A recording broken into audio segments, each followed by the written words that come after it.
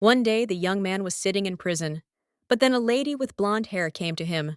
She extended her hand towards Pion, but the boy only grabbed it and then asked who she was. And also, how does he know? The girl is confused. She replied that she was a fairy, which made the guy look at her with disbelief. The girl wondered if it was really so unexpected, and that he was such an unfriendly boy. However, 6 years later, the young man approaches the fairy and claims he missed her. The protagonist is shocked. She tells the guy to wait and suggests that he let go of her hands first. The girl realizes her heart nearly stopped, but Pian replies that he doesn't want to, because she'll immediately go to the fairy world. The young lady screams, wondering what he's even talking about. But as a child, he didn't believe in this. The boy claims he simply couldn't be honest. After all, the lady is so beautiful that it's impossible for her not to be a fairy. The young man asks if he's right, after which the main character screams in confusion that he is doing this on purpose and realizes that this guy has become completely different. One day, a young lady saw pills on the table and a note that said the juice had expired, but it was a shame to throw it away, so let the girl drink it. The main character then asked if she was really the waste disposal section, but she thought that it was okay. After all, she's already gotten used to this kind of treatment and thinks that it's okay that the deadline has expired. So the girl drank this juice and understood that no one would return anyway, and she would go to bed. But when she lay down in bed, she realized that her stomach hurt a lot. From the time she began to lose consciousness, it was an ordinary night. And when she woke up, it was a world straight out of a literary work. The first emperor of the Barian Empire was an elf possessing two miracles: creation and healing. He fell in love with a human woman, and they had a child. Barians were born with magical abilities, but perhaps due to the mixture with human genes, the descendants were not strong in them. So the descendants of the dragon Chiron targeted them. To protect his descendants, Pleta passed on his power to the second ruler, and he in turn to the third. The fourth one continued the continuity, and now this system has been in place for 3,000 years. In Bariana, one of them is named Helen, and she was born with magical powers identical to those of the first ruler. Another one was named Lyra, and she didn't have a drop of magic. Hey, the girl really doesn't know the reason. Well, she turned out to be this Lyra. Meanwhile, one of the women claims that the girl, as always, is acting recklessly and even feels sorry for her. Well, nothing can be done because she inherited bad genes and is dressed in such rags. After which, one of them asks if the girl isn't ashamed at all. But the main character wonders if she can just hold her tongue. One of the ladies claims it's pointless since this motherless girl lives in a separate palace. The protagonist realizes that this lady doesn't even hide her dislike. After which, another lady at the table asserts that Her Majesty is truly merciful. The woman then turns to the children and tells them to take care of Her Majesty's seed and does not exclude her from her circle. One of the women asks if this was true, and whether it is even possible to call someone who does not possess magic at all. And yet not having green eyes is the seed of Her Majesty. Another lady says how rude of her. After all, it wasn't right to say that in front of Princess Lyra. But the young lady, looking at her expression, realizes it says otherwise. Another lady says that perhaps she doesn't understand it, but it is natural to ask questions of the world. And so, her Odelia's daughter, who possesses great curiosity, will soon become the country's treasure. The Empress, meanwhile, suggests dropping the semen issue. However, she points out that the girl isn't drinking tea today, and she prepared it especially for the lady, so she wondered if she could try it. After this, the girl agrees, but thinks how much she doesn't want to, and what will be in this mug this time. She has no desire to drink, but she won't get away with it, and will have to agree, after which the main character drinks the cup in one gulp. One of the ladies says that even her manners do not correspond to her status, but the Empress smiles. After all, she sees how the lady makes her face, after which the girl gets a piece of cake. One young man apologizes and claims that he thought he would treat her, but he miscalculated his strength. Well, she doesn't understand anything anyway, since she doesn't have any magic. The little girl with pink hair claims that this is so interesting, and she also wants this, but the guy claims that she can't, after which the girl claims that she is also from the royal family, and she can't be like her sister. Helen might throw a cake at that girl. The main character thinks that cake isn't meant to be thrown. At this time, the Empress turns to Tyrone and Angelina and tells them to be friends. After all, they are brother and sister. After which, the main character wonders if she is really their sister. At this time, the Empress turns to Princess Lyra and asks how long she will sit in these clothes. After all, she advises her to change her clothes quickly. The main character then gets angry and thinks, who does she think is to blame for this? After which she thanks Letty and asks for permission to leave. When the girl moves on, she screams about how much they all irritate her and how they think they can get away with it. They throw cake at her using magic, and if the first ruler found out about this, he would definitely scold them. But the girl also wonders what will happen if the whole family gathers. It will be hell. When she read about such conflicts in the book, it was quite interesting. But in reality, his real life is completely the opposite. And if you remember, Lyra from the book was initially not alive. Therefore, the girl thinks about what caused this, and she remembers that when she came into this world, someone strangled hers. And perhaps it was a deliberate immersion into eternal sleep. But she doesn't know the details, after which the girl also looks at the table where the ladies are sitting. And then he begins to use his power, after which a wind rises above the table, and the cake, which was located near Tyrone, starts falling on him.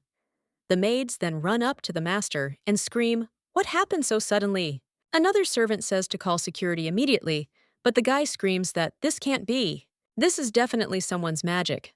But Odelia tells his brother to think carefully. After all, only Her Majesty and Sister Helen can possess such powerful magic. But the guy wonders how the girl will explain it.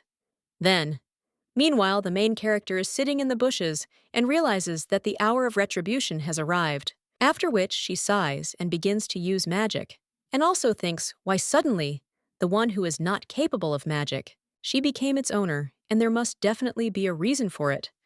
Well, the girl understands that the main thing is to keep it a secret, after which she decides to go and meet Pion. A short time later, she teleports to the prison, and she wonders if it is really always so cold there, after which the girl creates a lamp. And he also thinks that it's good that it's become brighter, but it's somehow not suitable for this place, because the interior is a complex thing. At this time, the guy gets up from the floor, and the main character says that he scared her, after which she asks if she woke him up. The girl also apologizes and says it was just dark. The boy then says she smells terrible. The main character asks if this is true, since she was swimming, after which the guy claims that he is not talking about the stench. After all, it smells like poison. The meeting between the main character, Helen and Pion, in the book The Dragon and the Empire, took place in the ruins of the Heired house. One of the knights claimed that the entire territory of the ducal house was destroyed, and he understood everything.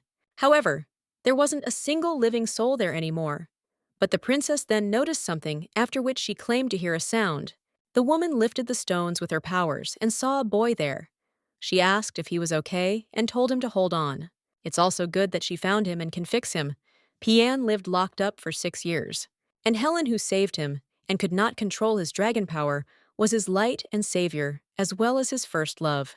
Well, it wasn't only Pian who was obsessed with Helen, because she was also loved by the black dragon Paris and the blue dragon Daniel. Their desire to get Helen gave rise to enmity between Bariana and Cheiron. And in the end, only Pian remained near the heroine. And he who was protecting and looking only at her fell into eternal sleep early in a fight with another dragon. The girl who read this work got angry and screamed, "Are they really kidding me? Why did Pian have to fall into eternal sleep? He's her favorite character, and the only heir of the ducal family, and also a handsome man." So the girl wondered why the main character wasn't him. She also cried out that she would never forgive this. After her character fell into eternal sleep, the girl abandoned the book, and thus the work began to fade from her memory. And then they meet, even though he's 6 years younger. The guy asks if the girl is even listening to him, because he says she smells like poison. Lyra. She claims that she thinks it's because of that incident, but it's okay because she won't fall into eternal sleep. And let him tell you how he is, and show you his wounds. The young lady understands that she recently healed him, and he is wounded again. Well, even though this is a written work, how can you abuse a child like that and keep him locked up for 6 years? After which, the girl heals his wounds and says that everything is ready, and also asks if he has pain anywhere else. The guy asks why she doesn't remove her poison, to which the girl replies that she is not capable of such a thing. After which, the guy looks at her with a displeased face, and the young lady understands that of course she lied about the fairies. Well, she can't open up, after which the guy says that she doesn't know herself and invites her to try. After this, Lyra asks if he is really worried about her, because if so, then the guy is such a good boy, becomes embarrassed after this, and then lies back down and claims that it makes no difference to him. Lyra, he understands that it looks like he was offended, but in the book, he had a cooler character, so the girl wonders if it's because he's a child now. Lyra puts his hand on Pion, and she wishes him good night and then leaves.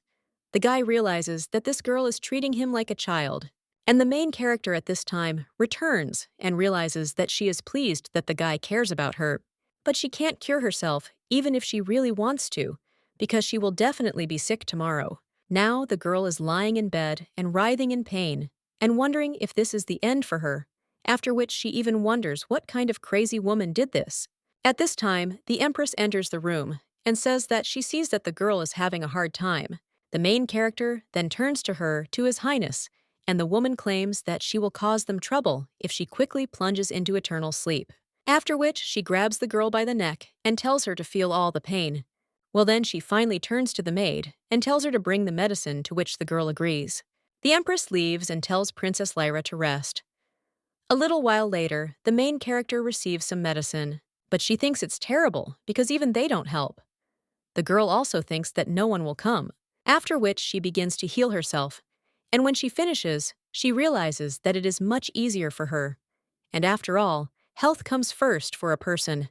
The girl also claims that if she knew how to pretend like a professional, she would not have to go through so much torment. She was really scared, because this woman immediately noticed that she was only pretending. She got rid of those who supposedly helped her, and plunged the innocent into eternal sleep. From this incident, everyone started it a void, but the main character thinks that it is better for her, after which she also gets out of bed and realizes that she will at least go to the bathroom and take a bath. A little while later, the girl is already sitting in the bath and thinking how good she feels, and maybe she should add some petals. Does just that, but still realizes that she went a bit overboard. The girl also thinks that she can't heal herself every time, because reincarnation is already unrealistic, and she also has magic. The sky, she sees the taste she feels, and even the pain she feels. All of this is real, but in some ways it still feels like a dream. The girl also thinks that the most important question arises about Lyra herself. She has wind magic and movement, as well as healing and creation. So the girl wonders why, having all this, she continued to endure bullying. If she had left the Empire, she wouldn't have had to endure all this. Although perhaps she only gained such power after her reincarnation. And the girl understands that she has already become so accustomed to magic, and also wonders if at least her family regrets it. And does the concept of love even exist in this imperial family? Lyra's mother, who was the seventh princess, she had long been immersed in eternal sleep, and not a word from her father. So what kind of regret can we talk about? And yet the scene she saw when she got here may be connected with all of this. After which, the girl thinks that, oh well, because for her, they are all strangers, and she won't be eaten up by a feeling of guilt. If she stays there, they will only mock her. So it was decided that she leaves. There will be no problems with money, and she can take care of herself. Well, what worries her is pain. The guy is looking at the lamp the main character created, after which she claims she has no taste at all. A short time later, the girl is already using her magic. She lands on one of the towers and sighs, and also thinks that she just stole the thing, and whether the security there is too weak, or maybe she's just too good at magic. The girl looks at this little thing and thinks how beautiful it is, because it looks just like a jewel. But then she also realizes that it is not the time to look at her, and she needs to quickly head to Piana. After which, the girl teleports to the prison, and when she looks out from around the corner, she sees some woman, but she screams at the maid not to give this guy water, because he is an intolerable child. She also wonders where this lamp came from, after which she throws it on the floor, and also screams who brought it there. Lyra understands that it was her. The woman screams furiously that instead of weakening, he is actually blossoming, and someone is definitely looking after him. The maid claims that this cannot be, because there would not be such a person in their house, after which the woman claims that this guy is called the heir, and if she gives birth to a son, they will quickly get rid of him, because he would rather fall into eternal sleep from illness. After which, the woman also says that perhaps it is worth bringing there an inanimate body that has fallen into eternal sleep due to illness. The main character is then shocked, wondering what she just said. The maid then turns to her mistress, in surprise, who replies that she knows and that she just said it. and yet whoever helps this guy will not get away with it, after which they head back. The main character then looks out from around the corner and thinks that she will not return, after which she heads to Pian's. Well, when she looks at the guy, she sees that he is in a very bad condition, so the girl immediately picks him up and screams, "Is he okay?" or something. After this, the young man only sadly says that the lamp was taken away, and also apologizes. The main character screams that she doesn't care about the lamp, and that she can create as many of them as she wants. Lyra. She understands that she is an idiot because she didn't think that if he was without frames, it would look strange and continued to treat him. After which, the girl claims that she will cure him now, but she understands that if she cures him now, then this woman will come again and beat him. So the young lady wonders if the number of injuries increased because of her, and all this happened because she treated them, and because of her Pian suffered so much. But then the guy just hugs Lyra and claims that she no longer smells like poison, so he is happy. The girl almost cries from this and understands that things won't work out this way. After all, why should he tolerate such treatment because of her? She doesn't care anymore about the story behind the work, and she won't let him offend this woman anymore. After which, the girl begins to treat the guy, and then even suggests that he run away. The young man then asks how they can do this, after which the main character hands him the artifact. The guy asks what it is, after which the girl asks if he feels anything, but the young man only asks if he should. Lyra realizes she's come up with 3 ways for them to escape. The first is to simply run away. This is the most convenient option for her, but this way she will take away Pian's future, and the boy won't be able to inherit the duke's title.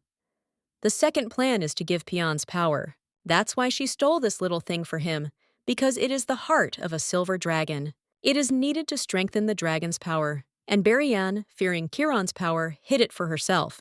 But Pian hasn't transformed into a dragon yet, so this thing doesn't work. Third, the option is to spite that woman, because she can put the dragon's heart on her and make her guilty of theft.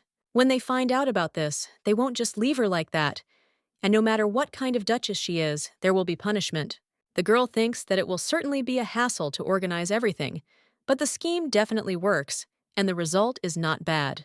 Well then, the girl thinks what will happen to him and Helen, because 6 years later, they will not be able to meet if she saves him now. The main character then turns to the guy and asks what he wants. She wonders if he wants to take revenge on that woman, or live quietly and peacefully in a remote village, or perhaps become a knight for a beautiful princess.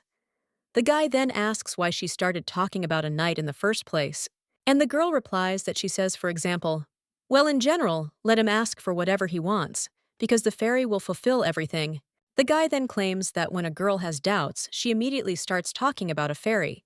Well, the young lady replies that no, and she really is a fairy, after which she thinks how witty this guy is. At this time, the young man claims that now he wants to go with his mother to see Chiron, but the main character remembers how that aunt.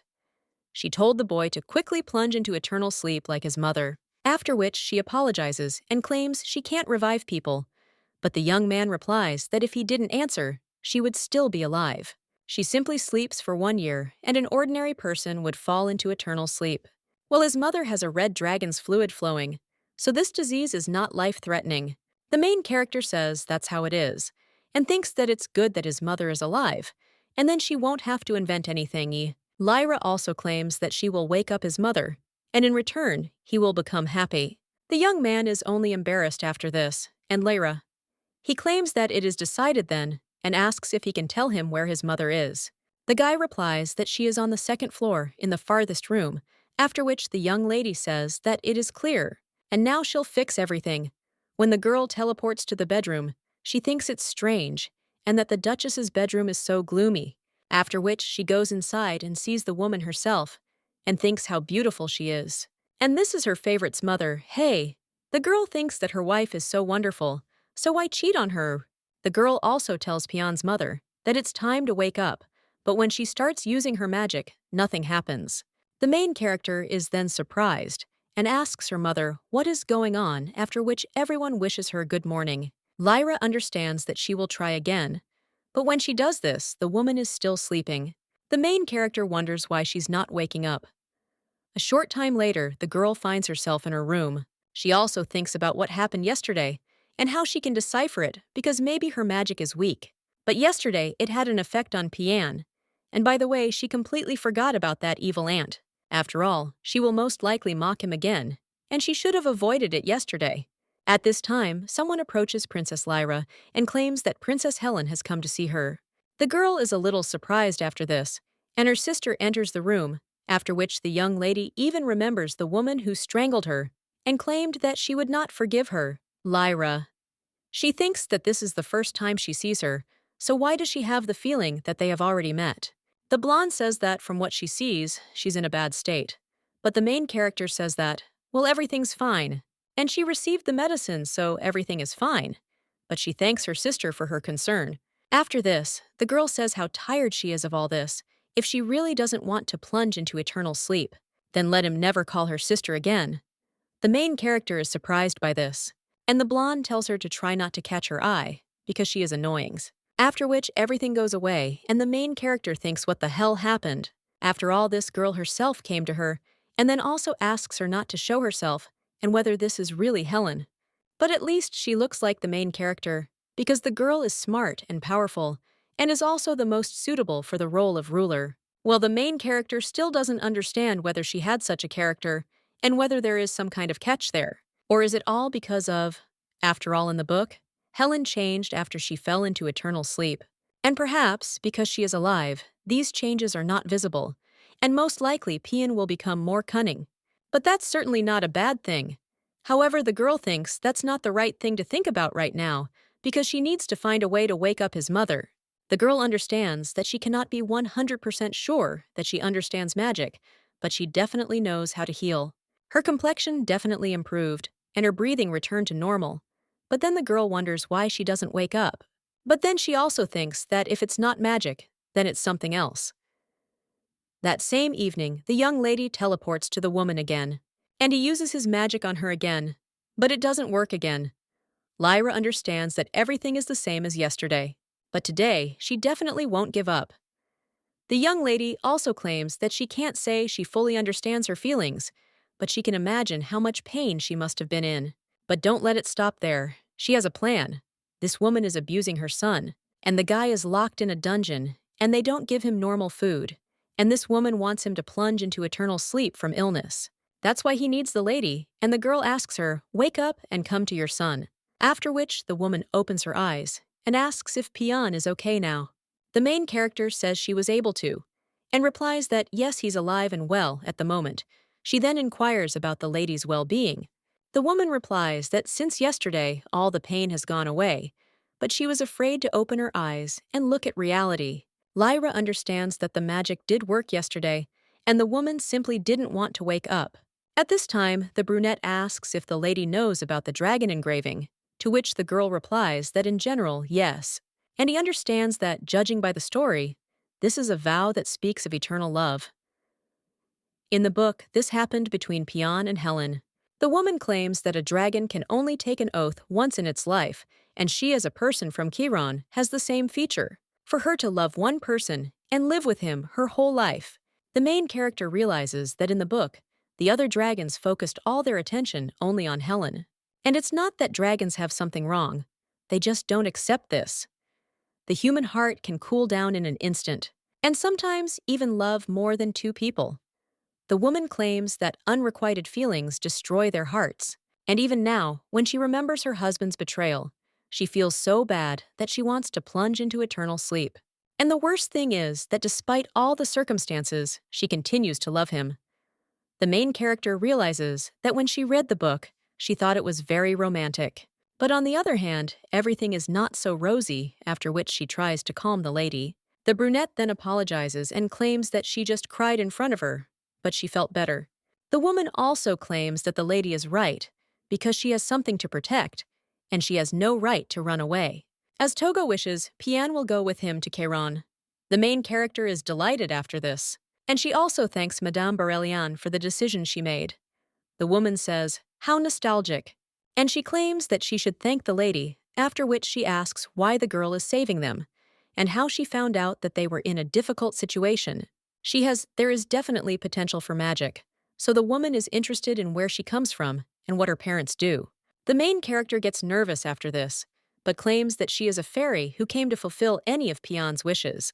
But the woman looks at her with distrust and then says, "Well, that's how it is, and if you don't want to answer, then she won't ask anymore."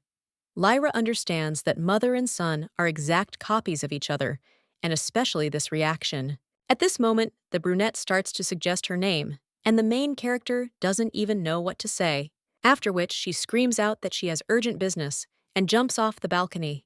At this time, the woman is wondering what kind of child this is, and a little while later, the main character realizes that she has successfully returned this thing. Madeline woke up, and now Pienne is not in any danger, even if she was sleeping. This does not mean that she is weak, and if the guy starts, if she trains, she won't be able to see him as before. But at least he will live a happy life. And that is the main thing, after which the girl says that it is time for her to think about how to get out of there. The young lady thinks where to go because she knows nothing about this area, and then decides to go and look for guidebooks.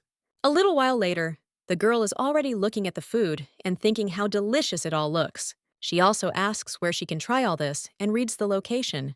The girl also thinks that maybe she could create a book, because then she wouldn't have to memorize it. After which she makes a copy of the book and screams that everything is really there and isn't it too cool.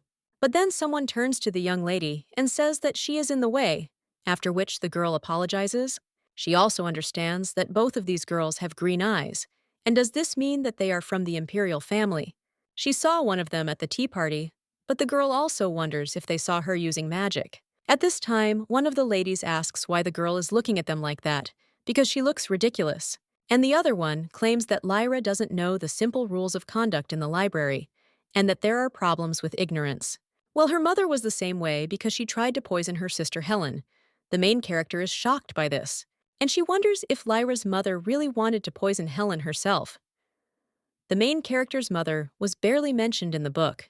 However, it is known that of all 13 princesses, she is the only commoner and the only woman who enjoyed the emperor's favor. However, for the crime of her execution, the main character wonders if these crimes were really an attempt to plunge the main character into eternal sleep. One of the girls at this time says that she definitely remembered. After all, Sister Helen really was in danger. Then Odelia claims that Sister Helen also drank what this woman gave her. And did she really have trust issues? At this point, the protagonist realizes that's why Helen treated her so rudely, but she also thinks there's no evidence the girls are telling the truth. And there's clearly something fishy there, so it's too early to believe their words. One of the girls suggests to the other that they go lest Lyra infect them with her nasty personality. When they leave, the main character thinks how annoying it is, but then someone else turns to her and claims that this is quite strange, because all you see is red liquid flowing from them. But they forget about it, and it's so sad. Well, the main character looks at these clothes and the atmosphere as well as the manner of speech, after which he realizes that this is in fact Emperor Christopher de Bariana. The man then asks if the girl wants him to punish these ladies, and the young lady understands that in the work he is not a good person, either because he became an emperor, thanks to strengthening ties with aristocratic families, and so he continues to maintain his status as emperor, but he himself cannot do anything. Therefore, he was left only to watch as his beloved woman was plunged into eternal sleep, and he felt sorry for him if he could not save even one woman. Then she shouldn't hope for his help, after which the girl says that she doesn't want to drag him into problems. The man says that she is becoming more and more like her mother, and the main character claims that she is still her daughter, after which the emperor says that this is also true and asks how her heart is. Lyra, she replies that it seems to be working, and wonders if she really had heart problems. The man then says that this is good, and the girl understands that if you look at him closer, he is still so handsome, and this guy looks like the spitting image of the elf emperor. The man puts his hand on the lady's head and tells her to listen. After all, he advises her to be more careful. The main character then asks him what he's talking about, after which the man takes the copy of the book from her hands. And he also claims that it will be problematic if her power is revealed, so let her wait quietly, because her time will come. The main character is shocked and wonders if he really saw everything or if he already knew. But then she realizes that it's not the time to look at guidebooks and that she needs to run immediately, after which the girl packs her suitcase and takes a book with her and also realizes that she is ready. She can create a lot, so there are not many things, but she decides to check again if everything is in place. The girl also sees a toy whale and thinks how beautiful it is, but still does not understand why it was lying so neatly in her closet. At this time, the girl begins to hear someone's voice saying that she did this to her, and the main character thinks what just happened and whether it was some kind of magic or just Lyra's memories. The girl also understands that it is better to take this with her, after which the young lady heads to the dungeon where Pian was held. But when she looks into the cage, she realizes that Madeline has woken up. So of course this guy is not there, after which she asks where she can find him now. Well then the young lady turns around and sees this guy. She says that the new outfit suits him very well, but wonders why he is still there. Pian replies that he thought that the girl would come there, and the main character pats him on the shoulders, and also says what a good boy he is. At this time, the guy suggests leaving there first, since he doesn't want to be there, to which the young lady agrees and suggests going for a walk. When they are in the greenhouse, the girl asks if he will go with his mother to Courant's. Lyra also understands that in return, she destroyed the coolest pairing, but she still wants Pian to live on, so she needs to avoid meeting Helen. Meanwhile, the guy asks the girl if she wants to go with him, which surprises the young lady. Pian claims that it snows a lot in Chiron, making it very beautiful, and there are also lots of cute animals there. And people living in Chiron is very friendly, and she'll definitely like it there. The main character wonders if this guy is trying to lure her in, but he understands that if it's very beautiful, there it means it's cold all year round.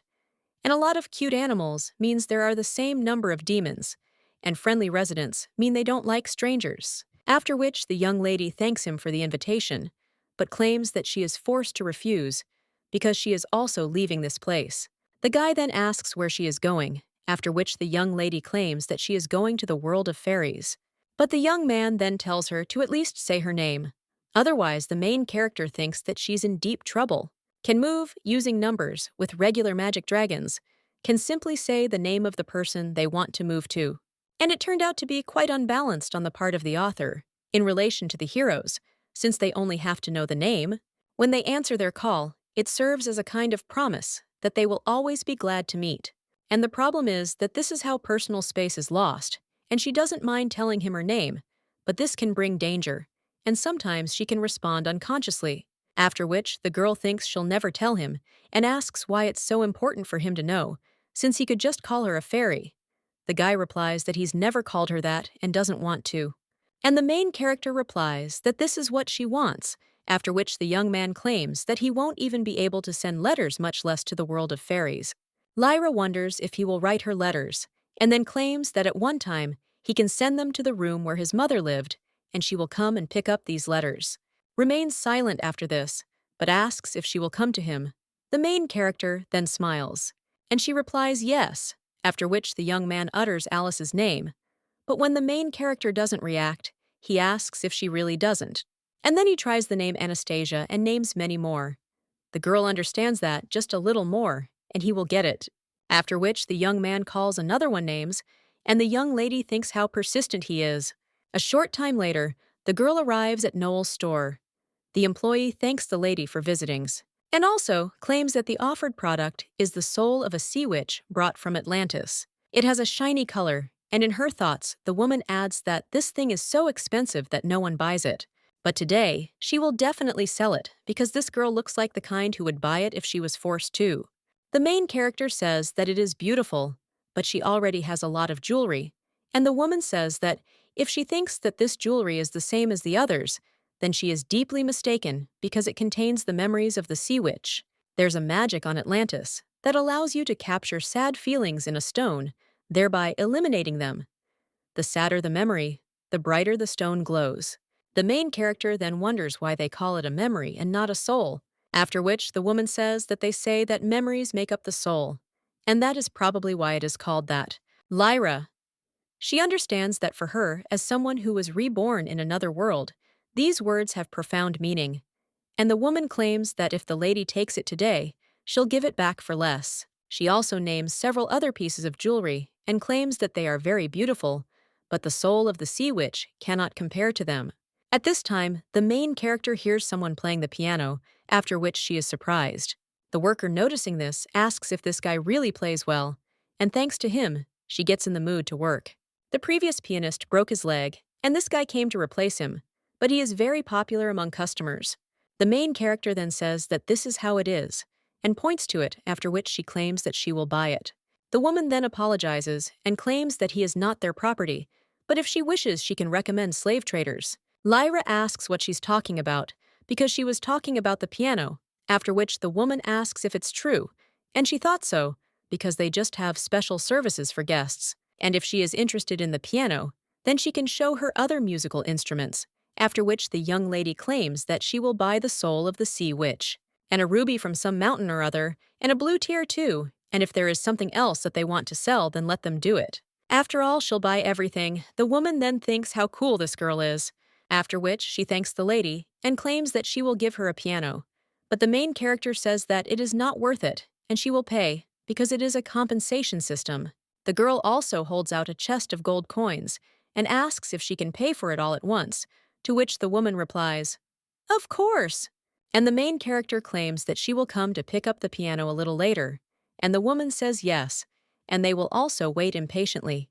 Lyra then says goodbye to them, and a little while later, she is at Noel's mansion. The girl looks at the stone and realizes that it really looks like it is more than just a jewel. She also realized that Lyra's magic is far from perfect, and let's say she cannot create something living and something that has magic in it. Here it's more about material things, because she can't create animals or magical objects either. She can only create what Lyra has seen with her own eyes, so she can't create backgrounds in computers either. But the girl thinks how much she wants to have a phone. Well, she also thinks that if you have money, then almost everything can be solved both in life and in a book, because money plays an important role. At first, the girl spent the entire day creating money, because it's almost always usable, and everyone generally likes money. It makes you feel much more confident. However, strange rumors began to circulate about a girl who was spending money left and right. As a result, she began to attract the attention of strange people, such as swindlers, thieves, robbers, kidnappers, and pimps. She didn't manage to handle everything, so there weren't any particular problems, but it was extremely unpleasant. And problems will arise if rumors reach the Imperial authorities, so it's time to wrap this up before she's already tired of shopping. The girl then thinks that the night market will definitely open today, so she will go look and gather information. A little while later, the girl is already there, and one of the men approaches her and claims that they sell excellent books. And you can't buy this in regular stores, after which the young lady looks at this book and is surprised. After all, she sees a familiar whale there. Afterwards, the girl reads that it's a magical consciousness that illuminates the entire empire of Atlantis, and she thought it was an ordinary whale. The man then asks in shock if she really knows the language of Atlantis, which makes the young lady a little surprised. And the man once again claims that this book was written in the language of Atlantis, and she read it all so easily. Lyra. She says that the letters are indeed different, and the man asks where she learned this language, since none of the buyers could translate it, and it's so rare. The main character wonders if the ability to understand this language is really so valuable, but she shouldn't stand out anymore, after which the girl claims that no, and that these are just thoughts out loud.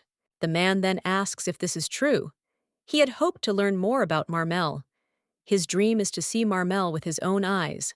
He can't imagine how beautiful this creature is, but seeing it is practically impossible. At this time, the main character remembers how the woman said that she did it for her. Meanwhile, in the Chiron Empire, the boys are looking for Pian at the training grounds. One of them claims he's being repulsed, but classes are about to start, and they're wondering where he is.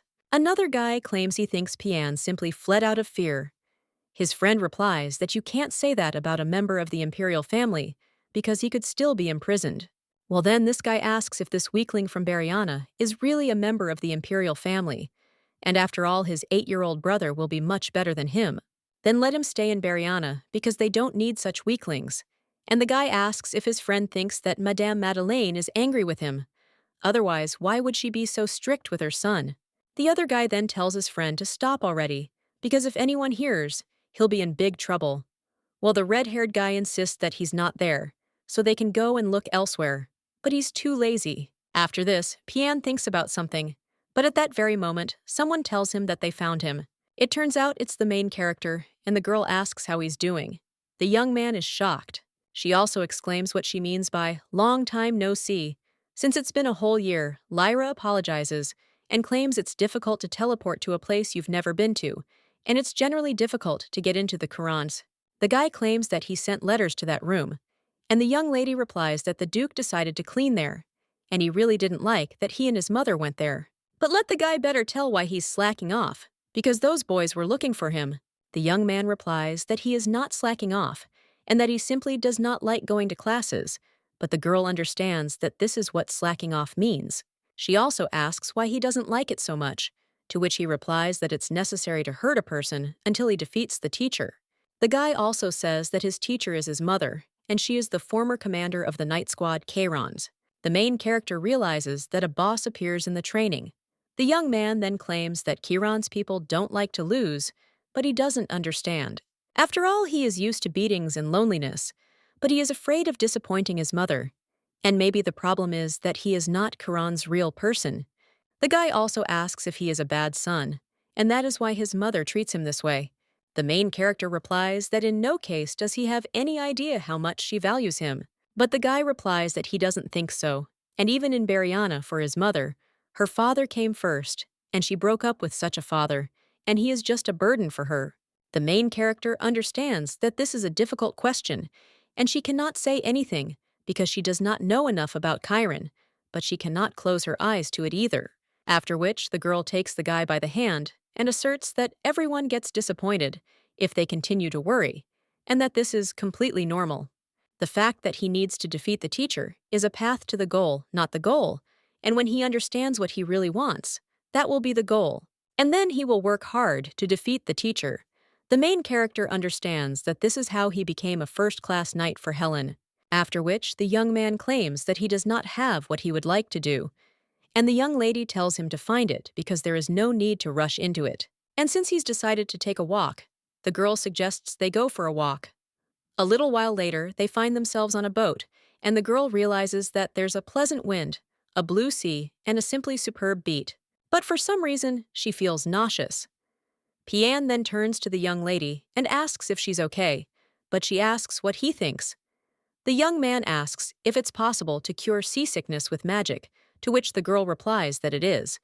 But 10 seconds later, she starts feeling nauseous again. The guy then says that it was necessary to use teleportation, but Lyra claims that she said that it is impossible to teleport to a place where you have not been, and if you try to do so, she could end up in fire and underwater. After all, she's had that experience before. The guy then says it could have been in a cart, but when the young lady is about to say something else, she can't take it anymore and she feels really sick. After this, the guy claims that things won't work this way and suggests that they rest first. When they land on the island, the main character immediately falls to the ground and the young man asks if she is okay. After this, the girl only says that she adores the earth, and the young man sighs and tells her to go there. Peony places the young lady's head on his knee and claims that the ground is dirty and that she will get dirty. Well, if she wants, she can lie on him, after which the young lady smiles and also says that he is so shy. And her favorite is not only sweet, but also kind. The guy then tells her to listen and that there was no one near the ship, so how did it move? The young lady replies that with magic, you can point it in the right direction, and then it will start moving. Pian asks if such a thing is inexpensive, and the girl replies that it costs like 3 lakhs. But the price matches the product, after which the young man claims that he understands why many people have recently become obsessed with working with magical stones. The main character thinks it's true, and that's why Helen is trying. Lyra thinks she doesn't care, because she has money, after which she also says she feels better and asks what this island is. But the guy replies that he doesn't know, because it's not even on the map. But at that very moment, they hear someone screaming for this guy to be caught. Lyra. He says it's immediately clear that there's someone there who isn't from this island. Pian says yes. At this time, the guy runs through the forest, and the men who are running after him scream at him to stop. Then one of them grabs the young man by the clothes and claims to have caught him. He curses and claims the guy made them sweat, and also wonders if he thought he could escape from such a small island, because as soon as he goes out to sea, he will become food for the fish, Lyra. He claims that he needs to be saved. However, Pian tells her to wait, because he might be a criminal. The girl whispers something that is true, after which the young man is hit and then told to get up. After which, he picks the guy up and hits him again, The man then asks if he's done anything wrong. If he thinks that by playing the piano, he will return to the aristocracy. After all, a slave remains a slave. The young lady then remembers that this man was playing Noel, after which she claims that she can no longer watch it. The girl immediately gets up from her seat and addresses these bandits. One of them asks what kind of girl this is and who is her brought. After all, they didn't have it. The main character at this time is interested in what is happening, but then says that it doesn't matter anyway, because let them quickly let him go, and it's better to let this man try to become a slave himself. The bandit then asks what she said and let the little one watch her language. After all, now they'll teach her a lesson. But when a man is about to hit a young lady, then the guy who was playing the piano grabs him by the leg and asks him not to touch them, because it is his own fault. One of the men then says that a defender has certainly been found. Then the other turns his attention to the children and says that they look pretty good, and they can be sold for a lot of money. But before that, he then reaches out to the main character. But Pian fights her off and tells him not to dare. The man then asks what he just said and whether he really wants to fall into eternal sleep, after which she hits him on the head, and the main character seeing this screams, after which everyone asks him how dare he hit her favorite guy. The girl starts using her powers, after which she throws the bandit against a tree, knocking him out. The other one then asks what happened, and the main character says that they are still there, so she completely forgot. Then she lifts these two into the air, and they scream, "What is she doing?" because she should let them go. One of them screams again for the witch to let them go. The main character then wonders if they really want it that badly, because if that's the case, she'll let them go. Hey, the girl throws these two to the floor. The boy who was playing the piano wonders who this girl is. At this time, Lyra turns to Piane and asks how he feels, to which the guy replies that he is safe, and asks how Lyra is. The girl replies that it's easy, and didn't he see how she removed this trash, so from now on, he doesn't have to protect her. Depressed by this, and the main character turns to the musician and asks how he feels. The guy asks if she is talking about him, after which the young lady replies that yes, she saw him playing in the store. And he plays the piano so beautifully, after which the girl uses her magic and heals his wounds. The guy thanks her, and the main character also asks what they will do with the trash. The guy who is playing the piano wonders if she is really asking him, since the girl claims that he is a victim. The young man claims that he became a slave because of his family's debts and does not consider himself a victim, after which the main character screams for him to wait, and she says that he is a victim because he tried to escape but was caught. But after this, the young man remains silent, and the main character thinks that this is a terrifying topic of slaves, after which she even says that she can't get used to it. And she knows that it is legal to have slaves there, but she doesn't think that it is right, because she personally would punish them. Therefore, the girl claims that she will ask again what the guy wants to do with them, remains silent after this, and then goes on to claim that they have ruined the lives of many people. At the very least, they exploited the children and put collars on them and made them their property. So how does the lady think he wants to do with them? After all, he wants them to plunge into an eternal sleep of torment. A short time later, these men wake up. Well, then they see that they're tied up in the fire. One of them screams, "What's wrong?" while the main character heads off on a ship. The guy who played the piano says that they should at least feel the pain for all their sins. A little while later, evening comes, and Pian remembers how the young lady said that now he does not have to protect her. At this point, the pianist screams and asks why the girl is floating in the air, to which she replies that she is seasick and asks if he is hungry. The young man replies that he is fine, but due to past events, he forgot to introduce himself. So now he claims that his name is Philip and thanks him for saving him. Pian claims that his manner of speech is similar to that of an aristocrat, and Philip replies that it was 5 years ago, but today he has neither money nor family and is a slave with no future. And by the way, he doesn't know the lady's name, so he's wondering if she can tell him. Pian is surprised to hear this and expects the girl to reveal her name. The main character merely smirks at the lady's words and insists she doesn't come from that kind of family. And if you look at it that way, he's older, so he shouldn't bother. But then the guy asks what he should call the girl. Lyra is about to say her name, but then she turns to Pian and sees how impatiently he is waiting. She simply says that she has no name because she is a fairy. The girl also understands that just a little more, and it would be the end of everything. Philip then asks if this is true, and then the fairy states that he is grateful with all his heart for saving her. Lyra. She understands that this guy doesn't have the same reaction as those two, after which she also tells him not to pay attention. After all, she did what was necessary. Not the young man who claims that only a fairy can say such a thing. The girl claims that perhaps for the local residents, it is strange to save slaves, but where she lived, it was accepted. They are all people, so why should they deprive anyone of their rights? Pian then asks what happened, because it suddenly became so light. And when the main character looks overboard, she is surprised. She also grabs the guys by the hand and tells them to quickly go there and take a look. After all, beneath them is the aurora of the sea, or Marmel. The main character also says how beautiful it is. It's like they have heaven beneath their feet. The girl also wonders if the guy knew that seeing her was a 1 in a million chance, so they were lucky. At this time, the guy claims that if they are lucky at such a moment, then God is unfair. Bandits attacked the Hepburn territory, where the Rolands ruled. They did not have a sufficiently trained army to resist them, and my father gave the castle as collateral. He also hired people, but everything was useless, after which he decided to ask the county for help. In response, they simply prayed for victory every day and painted pictures in the temple, but did not send anyone to help. And every day, they had more and more victims, and eventually his father fell into eternal sleep. Only after this did the county begin to send them knights, and the robbers, seeing them, immediately fled.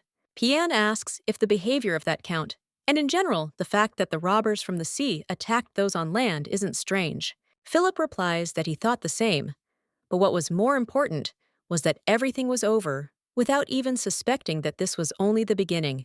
County of Girion. They announced that it was the father who had brought the bandits upon himself, and in one moment, Rolands became a traitor. The main character then asks what it is, and what about the trial, to which the guy replies that of course there was one. However, the father was no longer alive, and his confidants were put into eternal sleep by bandits. The Rolands were powerless, and the entire family became slaves. The boy then asks if she understands now. After all, if he had been lucky, all this would not have happened, and he would not have had to endure such treatment. But the main character says that even if he doesn't answer, he's still lucky because he met a fairy. The girl who will fulfill all his wishes also claims that she will fulfill any 3 wishes. And besides reviving those who have fallen into eternal sleep, she will do anything. The guy then clenches his fists and asks why, and for what purpose she goes so far. The girl replies that she has no reason, because she just wanted to help him, and asks if this is really impossible. But the guy replies that it is impossible for all this to happen without a good reason. But the main character claims that he lived in slavery all these days for no reason, so why shouldn't something good happen for no reason? Like today, the young man then asks if she'll grant him 3 wishes, to which the girl replies, yes. And the guy claims that the first thing he wants is a bank where he can use 1 million gold. Lyra asks if he wants a bank and not money, after which the guy asks if it's difficult to, which the girl replies, no, it'll just take her time, but it's doable. The main character asks, what about the latter? After which, the young man claims that he wants to return the mountains taken away by the county of Girion. Pian asks if these are the same Hepburn mountains, with magical stones, to which the guy replies that everything is correct. And the young man then claims that there are many magical animals there, and it is difficult to dig anything. So why does he need these mountains? Philip replies that there is something there that is not in other mountains, and the main thing is to find an approach and application for everything. The main character looking at these two thinks why she feels such tension. The girl also says that she understood and decided on the second wish, after which she also asks what the last gesture is.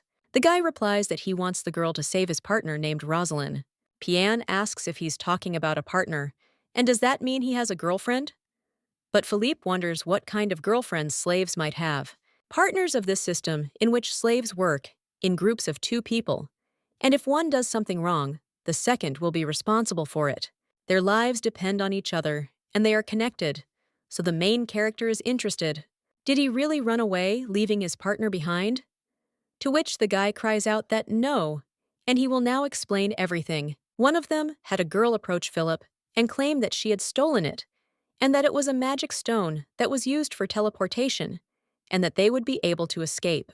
But the guy then claimed that they wouldn't just leave them like that, And if they use this stone, it would be even more dangerous. Therefore, he suggested waiting until another chance came. But after that, the girl screamed that another chance would come too late. After all, if not now, then they will send her to the bedroom of Count Girion. And Philip understands that she cannot leave him, so he suggests that they run away together. And so they escaped, but they used the stone without knowing how to do it correctly, so they missed her, and he was thrown onto this island. The main character says that it's good, and she will destroy the slave trader, to which the guy responds. He would really like to, but it would be very problematic, because as long as he has rights to them, these collars will not be removed from them.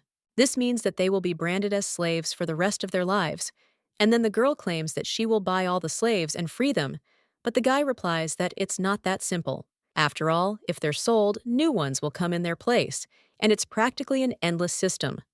Ultimately, the number of people suffering will be many times greater. Lyra. He says that then they will leave it for later, and in the meantime, they will deal with his partner. The girl asks where to find her, to which the guy replies that if she was caught, there's a high probability she's in Hepburn right now. The main character then says okay, and they head there.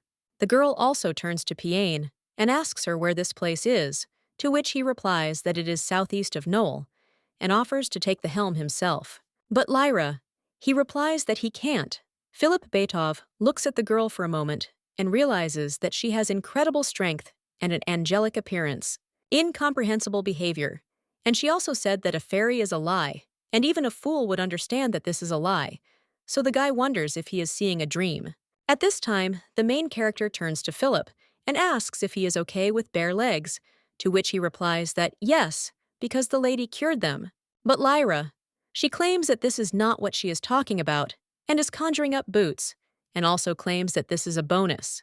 The guy wonders if there really is a person who treats slaves so well, and also can he believe this, but the guy thinks that it doesn't matter who this girl was, a witch or an angel.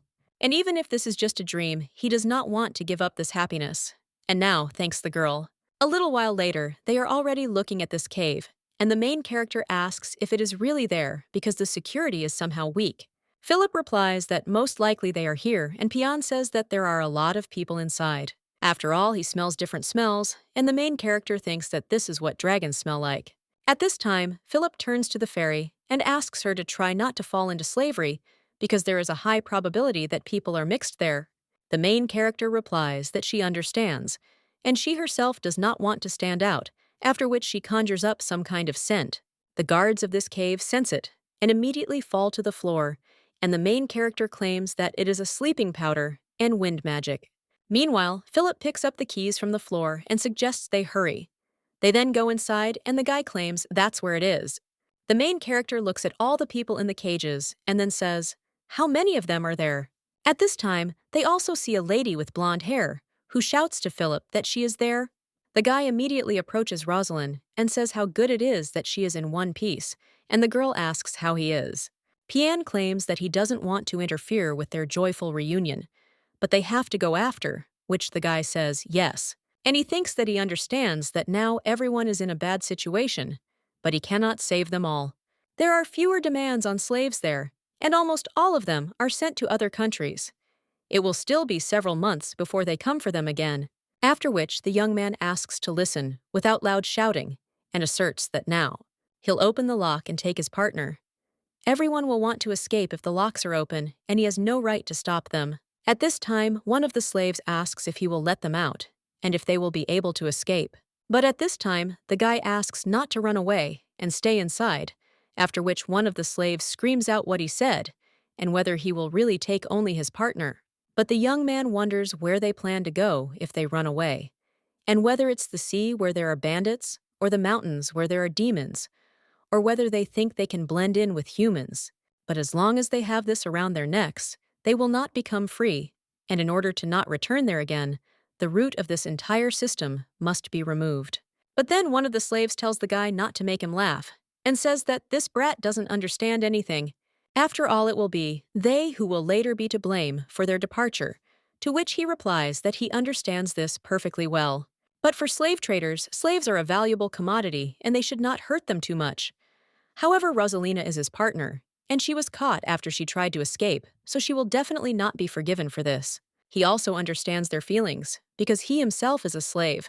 But nothing will change if he just runs away, and if they believe in him. Then he'll definitely get them all out of there. Well, then another slave grabs Rosalind, and he screams, "Is the guy really making fun of them? How can they trust him?" Philip is surprised, and the slave insists that if the guy wants to take this girl, then he should take him with him, otherwise he won't let her go. At this time, several more people arrive on the island, and one of them asks if his colleague hasn't had dinner, and what he eats anyway. Another replies that he'll be on duty until morning and will be hungry. Pian tells Philip to hurry because these people are coming. But this slave insists that if the guy doesn't want his partner to be put into eternal sleep. But at that very moment, another man hits him on the head and asks whose he is, because these people better watch him. The man also turns to the boy and asks if he has a plan, to which he replies that he can't tell them about it right now.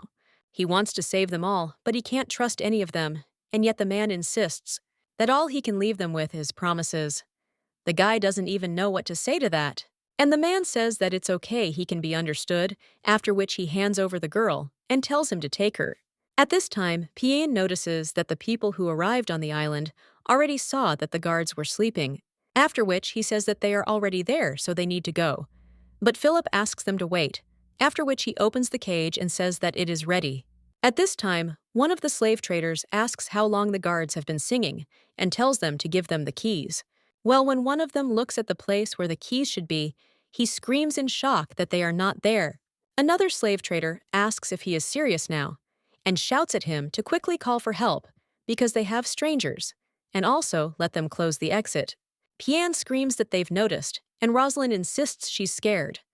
The protagonist insists she wants to take them all out right away and not worry about it, but she was persuaded not to attack. Then she extends her hand to the blonde lady and tells her to take it, and Philip will take her shoulder. The girl also grabs Pian and tells everyone to hold on to her tighter, after which she begins to use magic and teleports. When the slave traders enter the cave, one of them cries out, "Who's there?" Well, he sees that there are only slaves there. Another guard cries out that he found the keys. The man tells them to search everywhere to see if the hidden one is there. One of the slaves asks the other if it was magic. Well, he replies that yes. However, he has never heard of a magician who could teleport 4 people at the same time. At this point, the main character teleports onto the ship. The blonde lady immediately collapses to the floor. Philip immediately runs to her and asks if she is okay, to which the girl with tears in her eyes replies that she thought she would not return from there alive. The guy tells her that everything is fine now, but Pian claims that it looks like more time is needed to, which the main character replies that yes, after which she also turns to the guy and asks if he needs to go back, because Madame Madeleine will be worried. But when the guy doesn't answer, the main character asks what's going on, after which he perplexed asserts that he didn't tell anyone anything, and the main character screams, "Is he serious?" At this moment, the mansion's servants scream, trying to find their master. One of them wonders where he's gone and whether he's been kidnapped. The two standing in the bushes realized what a commotion had been caused. Another man watched from the window. He says that they made too much noise there because of one lost thing, and his mother is so worried. One of the servants replies that it is natural, and he is from the royal family, and if he awakens as a dragon, he will be a threat to Lord Paris. But at that very moment, the man grabs the servant by the neck and presses him against the wall. He also asks who will be threatening whom. The servant then apologizes and claims it was impolite of him, after which the dragon drops him and says, "Okay." He also looks at the two of them in the bushes. Pian asks the girl what he should do, and she replies that as soon as it gets quieter, he should come back immediately. The brunette wonders if this kid really brought a girl with him, and that's interesting. At this time, the servants turn to the mistress and say that there is no trace of the guy, because they searched everything around, and most likely he is not on their territory. The woman then claims that they are acting on a large scale, and that the servants should go to the border and detain all suspicious persons, and she will inform His Majesty. The main character is shocked after this and thinks that this is too much, and says that it would be better for the guy to go out now, to which he agrees. Then he rises from the bushes and turns to his mother. The woman then shocked asks where he's been all this time and what kind of sight it is. But when the young man turns to the main character, he shows that he will not say a word about her. After which, the guy claims he fell asleep at lunchtime and only recently woke up. The woman then calls for services and says they can go, gives it away completely. The main character is shocked when she slaps her son, even realizes that he is a member of the royal family and how he is not ashamed to do such a thing. The guy apologizes, but the woman insists that he skipped classes today, so he should stop behaving like that. And didn't she say how important swordsmanship is for Chiron too? Which the guy replies that it is. And the woman claims that if he doesn't want to, so much he can leave, and in return, she won't let him go anywhere without security. The young man then says that it's not worth it, and the woman claims that he can't even stand up for himself, and that all that remains is to protect him like in childhood. When the woman leaves, the main character turns to Pion and asks how he is. But his mother treated him strictly, and she truly has the character of a warrior and mentor. Well, let the guy not forget that she does this because she is worried about him. Pian takes the young lady by the hand and says she always asks if everything is okay with him. The protagonist then asks if this is true, but she claims he can easily get hurt, so she does it. The young man then says, "Here's how it is." He also apologizes, but wonders if Lyra could leave, because he would like to talk to his mother. The main character then agrees, and the guy also extends his little finger and tells her to promise that she will come to him. The main character then makes him a pinky promise and says goodbye to the guy. After which, the young man starts running to his mother and realizes that he is glad that the girl is showing concern for him, but she will always treat him like a child. And now he thinks that it is annoying. But Philip's words that nothing can be changed if you constantly run away are true, so he shouldn't run away from problems. The young man then runs up to his mother and cries out, asking her forgiveness for behaving in a manner unbecoming of a member of the royal family. He also didn't think about the consequences and doesn't want to be a child who constantly needs to be protected, so he'll never run away again. And he asks his mother to take over his education. The woman is surprised, but then smiles. And then he tells him to start by running 100 times around the training ground. The young man asks if it's really possible right now, to which the woman replies yes, and asks if he doesn't want to. The guy replies that he understands. The main character watching all this understands that it's good that everything ends well, but when she moves further, she hits someone, and when she opens her eyes, then she sees a man in front of her. She realizes that he has dark hair, like jet black and gray eyes. He always has a frightening atmosphere around him, and he always and everywhere looks attractive. That's why he's one of the characters in The Dragon and the Empire, namely the black dragon Paris. The guy just grins and greets the bunny. He also asks if she'll tell him her name. The main character is surprised, and she thinks that not even a minute has passed since we met, and he immediately asks for a name. So all she can do is run away, and the girl immediately teleports away. The guy then clicks his tongue in displeasure, and she also says that she's definitely a heir with her speed. The girl returns home and realizes it was dangerous, but she's so tired that she wants a bath. The main character also realizes that today, she'll add some lavender flowers. Well, at that very moment, she feels a strong pain in her chest and wonders what it is because her heart suddenly stabbed, or she imagined it. A little while later, they go to Hepburn's outlet, and the man claims that this is the main office, so they can do whatever they want. Well, he's also wondering if this location is really suitable for them. He's only grateful, however, that they're building a new bank on the site of the old destroyed one. Philip interrupts him and claims that there would be no problem answering if he knew the old owner, after which the man claims he was a good man and couldn't have imagined everything would happen like this. He then says they can make a deal. When they do this, the girl claims that they should start cleaning because even magic won't help there, after which they all start cleaning up. And the main character says there are so many documents there, loan statements there, and also wonders if there are too many of them. She reads all these names and realizes that she has heard the name Rollins somewhere before. The guy then takes the paper and says that this is also left. 5 years ago, his father took out a loan to hire knights. The main character at this time says that this is how it is, but she thinks that the guy is quite close. But if you look at it this way, he is also a handsome man. He is tall, and he himself is also slim and looks just like a model. The young man claims that the previous owner of the bank did not really understand this business, which is why he gave his father such a huge sum. And this is the result of this offense, so now his heart is even heavy. At this time, Rosalind also approaches them and claims that she has finished cleaning.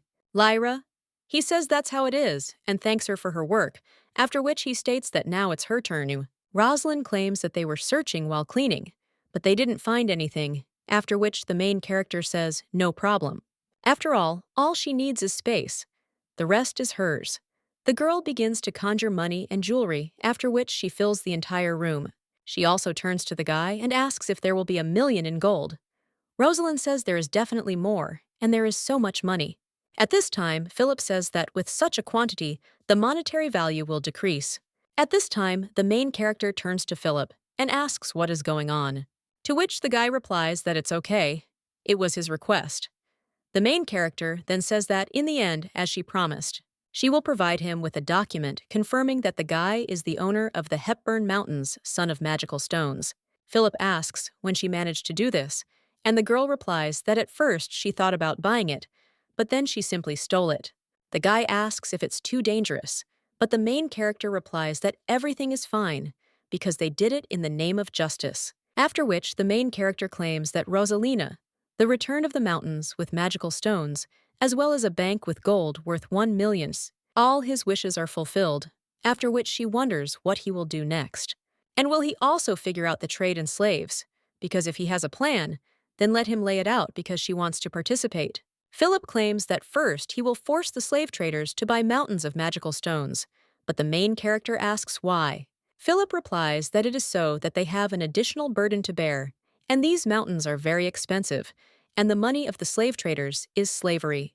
They will have no choice but to borrow money, and he will lend them the money at low interest rates, but of course he will take collateral. For example, the keys to 1,000 slaves.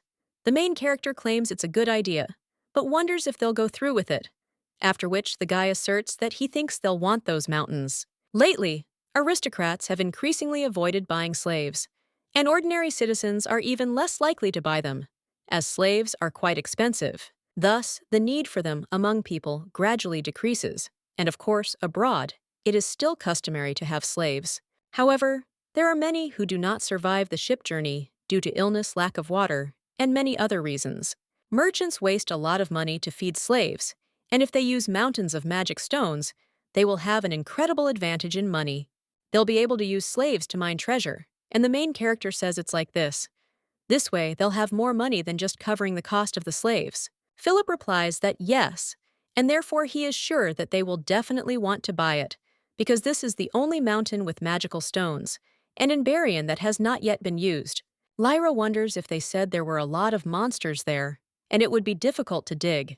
Rosalind asks if the slaves will be able to do so, to which the main character replies that they will, and the guy claims that this is why he wants the slave traders to buy the mountains. After all, he realized this during the battle with the bandits 5 years ago.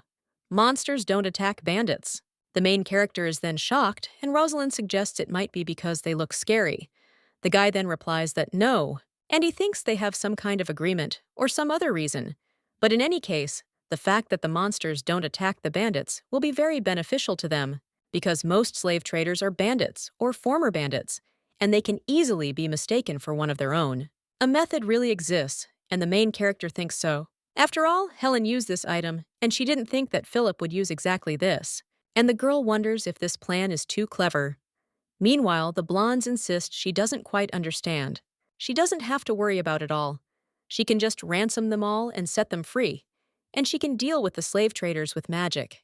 Well, the guy claims that this won't work, after which the girls ask why. Philip claims that he believes that the fairy has great potential, and that she could easily handle it. But sometimes there are things that are pointless to do unless they themselves are the ones doing them. So the fairy just has to watch them, and soon she will see an interesting article in the newspaper.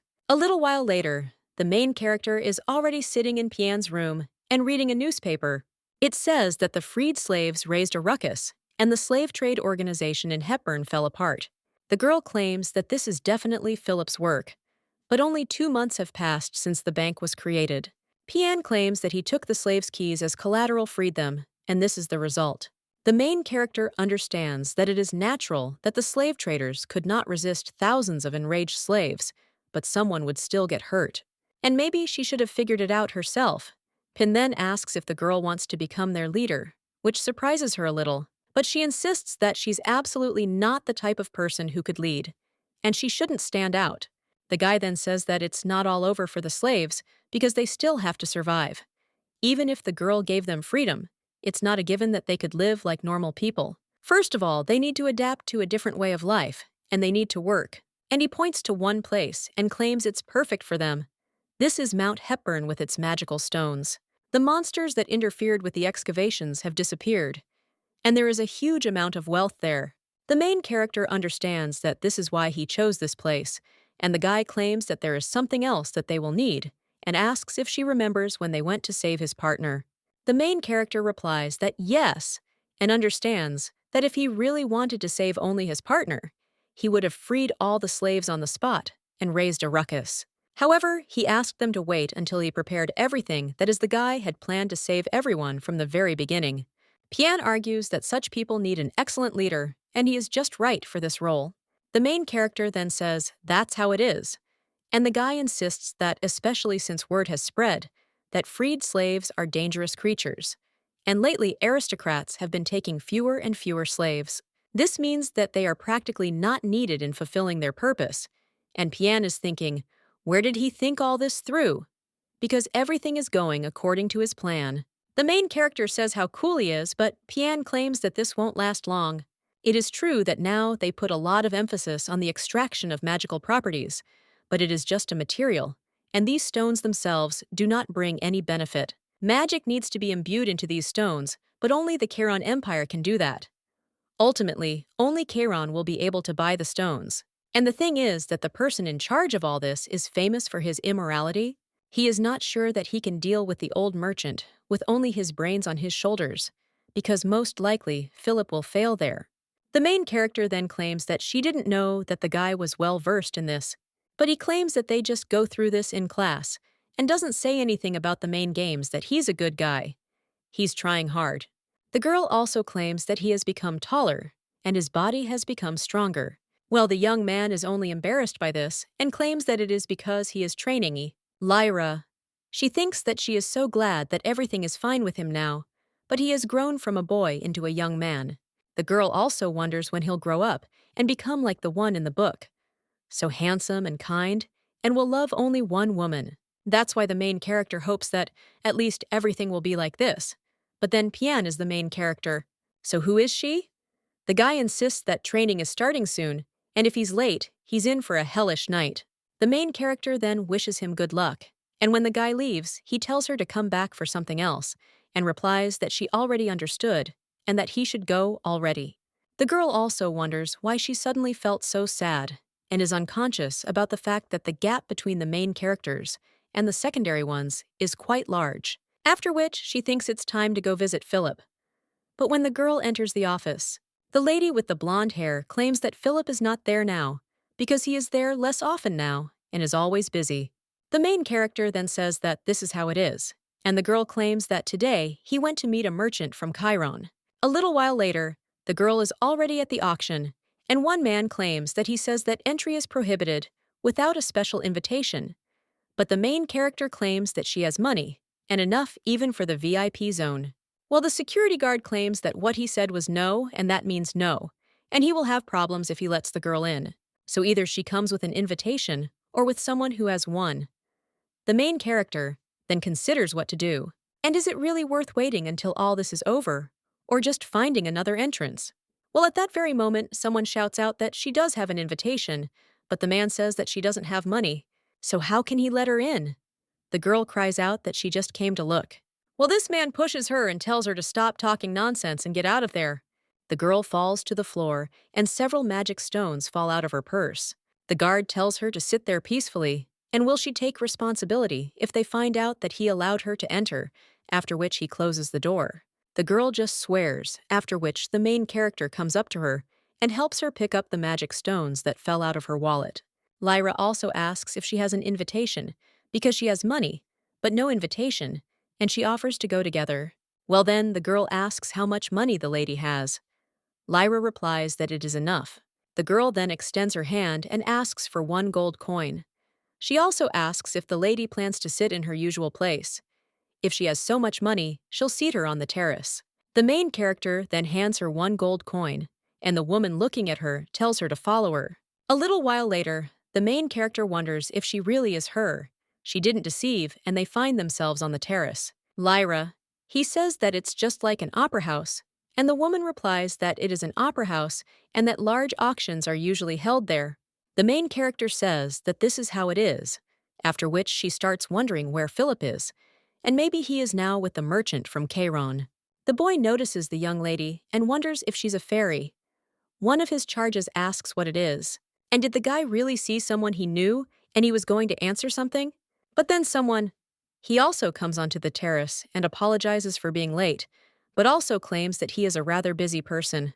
Philip replies that everything is fine because he understands that a person and his position are rarely free. The man then says the guy is good, even though he's still young, and today he's probably come to him with a proposal. So let him post it faster. The main character is on the terrace at this time looking around, but her interlocutor suggests that she shouldn't behave like that, looking at everything and everyone. Lyra thinks that this girl is being clever, and then she will respond in kind, after which she claims that she came there to look for one person, and if her interlocutor drinks, then maybe she should go to a bar. The woman replies that she is only killing boredom because the most interesting part will be at the end. Well then, the main character takes her glass, and the woman asks what she is doing. The girl tells her to pay at least for this, and asks if she knows the head of the trading organization, Chiron. The woman is surprised by this and asks why, but the young lady replies that she will not tell the reason.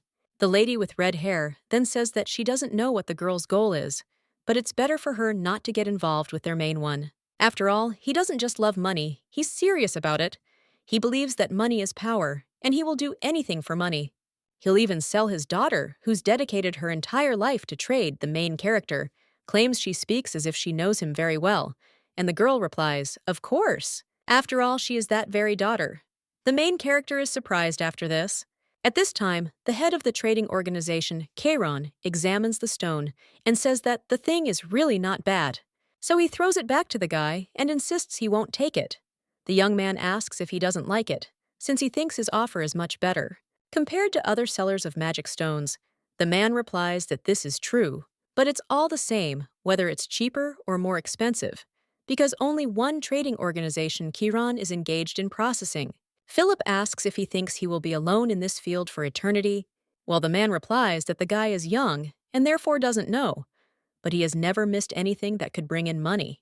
And if it slipped through his fingers, he destroyed it even more effectively. But at this moment, someone cries out with gratitude for such a long wait, after which the auction host states that it is finally time for the last item, the Atlantean treasure from the Sea Fairy's magic circle diagram. The head of the trading organization claims this is what he's been waiting for. The man also claims that he will focus on the auction, and the guy can go. And he will also say in advance, no matter what he tells him, he won't buy the stones from him. Well, if he's ready to sell the mountains, he'll think about it. After this, Philip just leaves, and when he walks down the corridor, he hits the wall. He also claims that he offered him almost everything, but he wants more. His colleague asks what the guy will do, to which he replies that he cannot sell him the mountains, because this is where people work. But if the mountains are in their hands, then it is unknown what will happen to the former slaves, and he does not want to act so rashly. His protege says that he agrees because it's immediately clear what he's capable of. And then Philip claims that there is only one way left, because they need to start processing the stones themselves. The lady with red hair at this time claims that this is the diagram of the Sea Fairy's magic circle, but the main character wonders what's so special about it, causing the woman to cry out. Doesn't she know the layout of the Sea Fairy's magic circle? And also, is she really a primordial being? It's such a treasure, isn't it? This book is the dream of everyone who has dedicated themselves to making magic stones, to which the main character replies that she does not know. Well then, he gets a little surprised and asks if she made the magic stones. The girl replies that yes, and she's not just a craftsman, but a special one, unique to only 10 people in this world. She crafts the finest magical stones. The main character thinks that she doesn't understand at all, but it seems that she is really good at this business. Well, the woman takes off the glove from her hand and shows the scars, and also claims that it's all in the past. Lyra. She understands that these are all wounds, but it is definitely not an accident, after which the girl thinks who did this and why. The lady with red hair claims that she did say that this is the kind of person who would even sell his own daughter, and now he wants to get all the mountains with magic crystals on the continent. So he sends her to the only mountains in the kingdom of Gloria. The offer seems beneficial to both parties, and her father would receive the mountains. And the kingdom of Gloria had a master craftsman of magical stones, from whom they could learn the craft. However, her father refused to give them the art, after which the girl claims that the production of magic stones is a delicate and painstaking work. But with such a shaking hand, it's impossible to make it. The main character then says that it turns out the kingdom of Gloria has been deceived. And the girl replies that, roughly speaking, her father is sending her as a concubine. And therefore, even if she cannot make stones, this will not be a violation of the contract. She can't imagine how they will treat her there. But her father is not the kind of person who is concerned about this kind of thing. The girl then drinks a glass of wine and says that she always thought so, that if she becomes an excellent master of stonemaking and earns money, then her father will recognize her. So she tried her best to become the best in her field. But I forgot something important. After all, there are many ways to use it, and the price doesn't matter. It's all up to the person with the money, but she didn't understand that and ruined her own life. Now the girl asks if it's really a pity, but she wanted to look at this book at least once. It's something of a dream, after all. The main character asks the girl if she really wants this book, and she replies that it's impossible, after which Lyra claims that she will buy this book for her, and in exchange, the girl will be hers. Surprised by this, and the main character claims that it sounded too ambiguous. She also claims that she means to negotiate since she is a master of stonemaking, but the woman then asks if she really didn't hear her, because that's impossible. At this time, the host suggests starting the auction, and bids start at 1,000 gold coins. The lady with red hair claims that this begins after which the rates increase and rise to 1,900. Lyra asks if she should just raise her hand in Boston, which the girl does. The head of the trading organization, Kiran, wonders who this girl is, but then he sees his daughter standing next to her. Ellie asks what the girl is doing, and the main character replies that she wants to buy it for her, after which the man gets angry and raises his hand. The main character asks if she can keep her hand raised forever, but the lady is only interested in what she is doing, after which she tells the girl to lower her hand. But Lyra asks why, after which she waves her hand at everyone, and also asks if it is possible to do this. The lady with red hair screams that it is impossible, while the presenter claims that the bet has been doubled, and now the amount is 4,600. Ellie asks if the girl is really an idiot, and that she should quickly lower her hand. Your hand means the amount will double. She also claims that everything is fine, because there is not even 5,000 and nothing to worry about. But the woman screams that it is not about money, after which the man asks several more times whether anyone will bet 4,700, and if not, the lady from the second floor takes the Sea Fairy's magic circle diagram. The main character rejoices, and the host announces that this concludes today's auction, and thanks everyone for participating. A little while later, the main character is already holding this book in her hands and wondering if there is some kind of magic sealed there too. Ellie suggests that the girl go faster, because if they get caught, they're done for. But the main character asks why she is so scared, after which the girl replies that it is because she does not know anything. After all, her father gave up, not because he didn't have money, but because he thought it would be cheaper to put her into eternal sleep. The man insists it's fine, and indeed it is. Ellie asks if it's her father, and shields the young lady with her body. A little while later, they are already sitting at the table, and the lady with red hair claims that this child does not understand anything. She didn't even know you could double the bet by waving your hand. The main character insists it wasn't a mistake, but the girl immediately yells at her to keep quiet. The man claims that as far as he can see, the girl really knows nothing, after which he suggests ending it. He hands over a ticket for 3,000 gold coins, and if she doesn't want to fall into eternal sleep, then she should quickly take the ticket and give back the book. Well then, Lyra. She says that her grandfather got something mixed up because she paid 4,600 for this book, and he really doesn't know how to count if he wants to buy it for 3,000. The man claims that 3,000 gold coins is the appropriate price for the product, so no fool would buy something at a price higher than the EU cost. The main character says that if he really wanted to, he would have put her into eternal sleep long ago. And does he really consider her an idiot? After which, the man gives a final warning and offers her to give the book for 3,000 gold coins, otherwise he will take her life. The main character then picks up the book and asks if he wants it to, which the man replies that yes, and that she should give him the book quickly. But the girl at that very moment throws it into the fireplace and claims that the book slipped from her hand. The man screams out what she has done and orders her to quickly pull out this book, but the main character says that not so soon, after which he begins to use magic and metal pipes fall from the sky. At that moment, the man finds himself locked up, and the main character claims that she doesn't really understand. Well, if she bought the book for 4,600, then she can sell it for at least the same price. Why does he decide everything himself? And as for this girl, is she really worth a mountain alone? So let him not make her laugh, because that can't be true. The main character also tells her to leave her nasty dad and offers to cooperate with her because she will take care of her. While the lady with red hair is wondering if she has any value at all at the moment, because she is worth even less than one mountain of magic crystals with such a hand.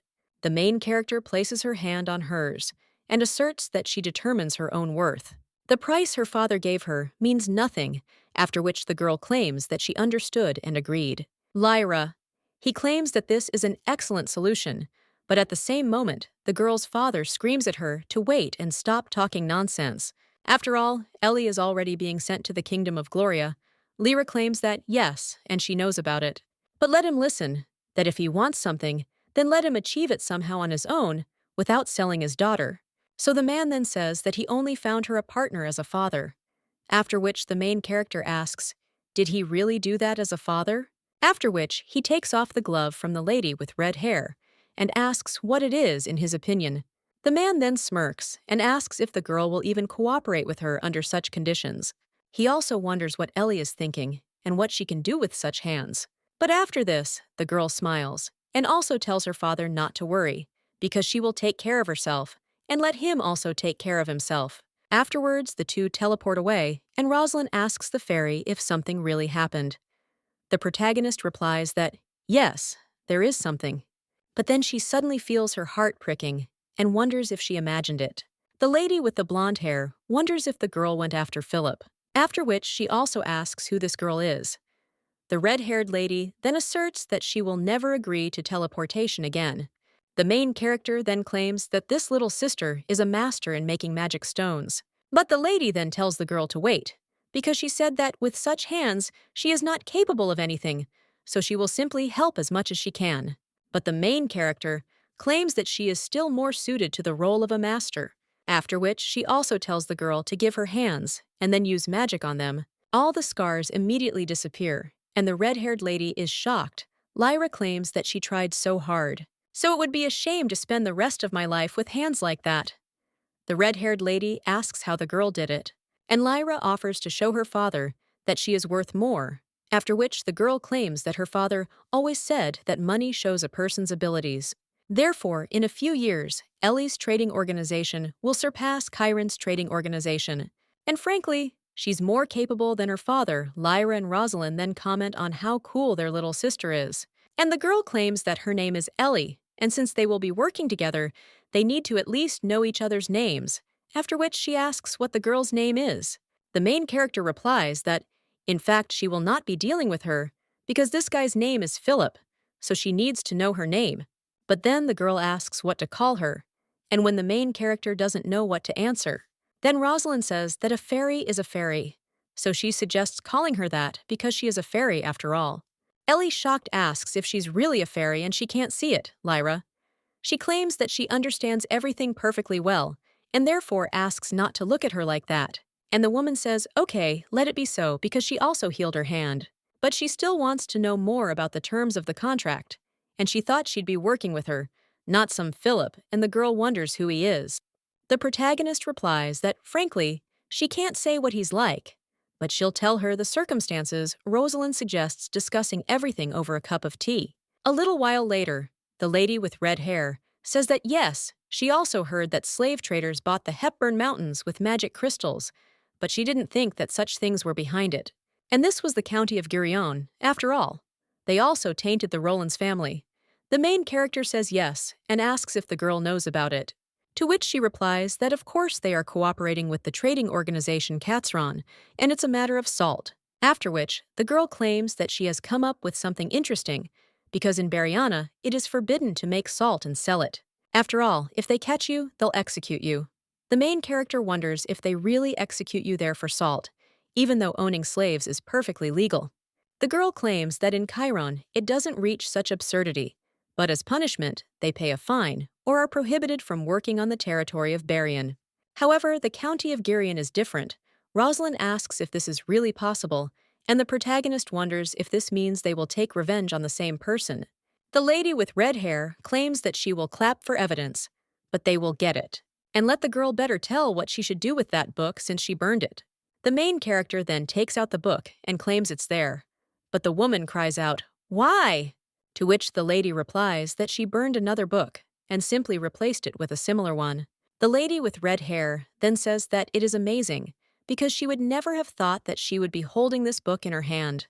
Well, when she opens it, she claims she can't read anything and wonders what language it's in. Lyra asks if she was so obsessed with this book, but didn't even know what language it was in.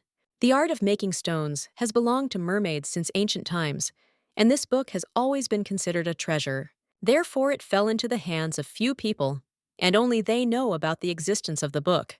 The main character wonders if she is talking about mermaids, and also asks the girl to give her this book. When the lady opens it, she says it's just as she thought. It's the language of Atlantis. Ellie asks if she can actually read what's written there, and the main character claims that the first page says that you can gain power if you really want it. Well, then the main character sees in front of her someone who says that he loves her very much. The girl is shocked and then faints. Two girls immediately rise from their seats and shout for the fairy to hold on. At this time, the young lady thinks that she is in a lot of pain and her whole body is heavy, but then she thinks, why this is so? When the lady opens her eyes, she hears someone saying that an inspection is needed and wonders what kind of place this is. At this time, the doctor claims that, to begin with, the lady knows what her daughter has eaten in recent days. The woman replies that she doesn't even know about the man telling her to listen because her daughter is in very bad condition, after which the woman tells him to do as he pleases. Hey, I'm so tired of all this. I wish this girl would fall into eternal sleep. At this time, the main character closes her eyes and thinks that, in fact, she is tired of all this, after which she opens her eyes in shock and gets up from her bed and also thinks where she is. And wasn't she in the hospital? The girl looks at herself in the mirror and realizes that she has purple eyes and that platinum-colored hair again. So she wonders whether the hospital was a dream or whether the dream is what is happening now. At this time, someone turns to Mr. Pian and says that he did a great job, after which the guy thanks him. But when he enters the room, he's surprised to see the main character there. He wonders what she's doing, especially without the lights on. Lyra? He says he's the real Pian. Boris asks if there really is a fake one, to which the girl replies, no, and she's just happy to see him. After which the young man leans towards her and asks what happened. Lyra.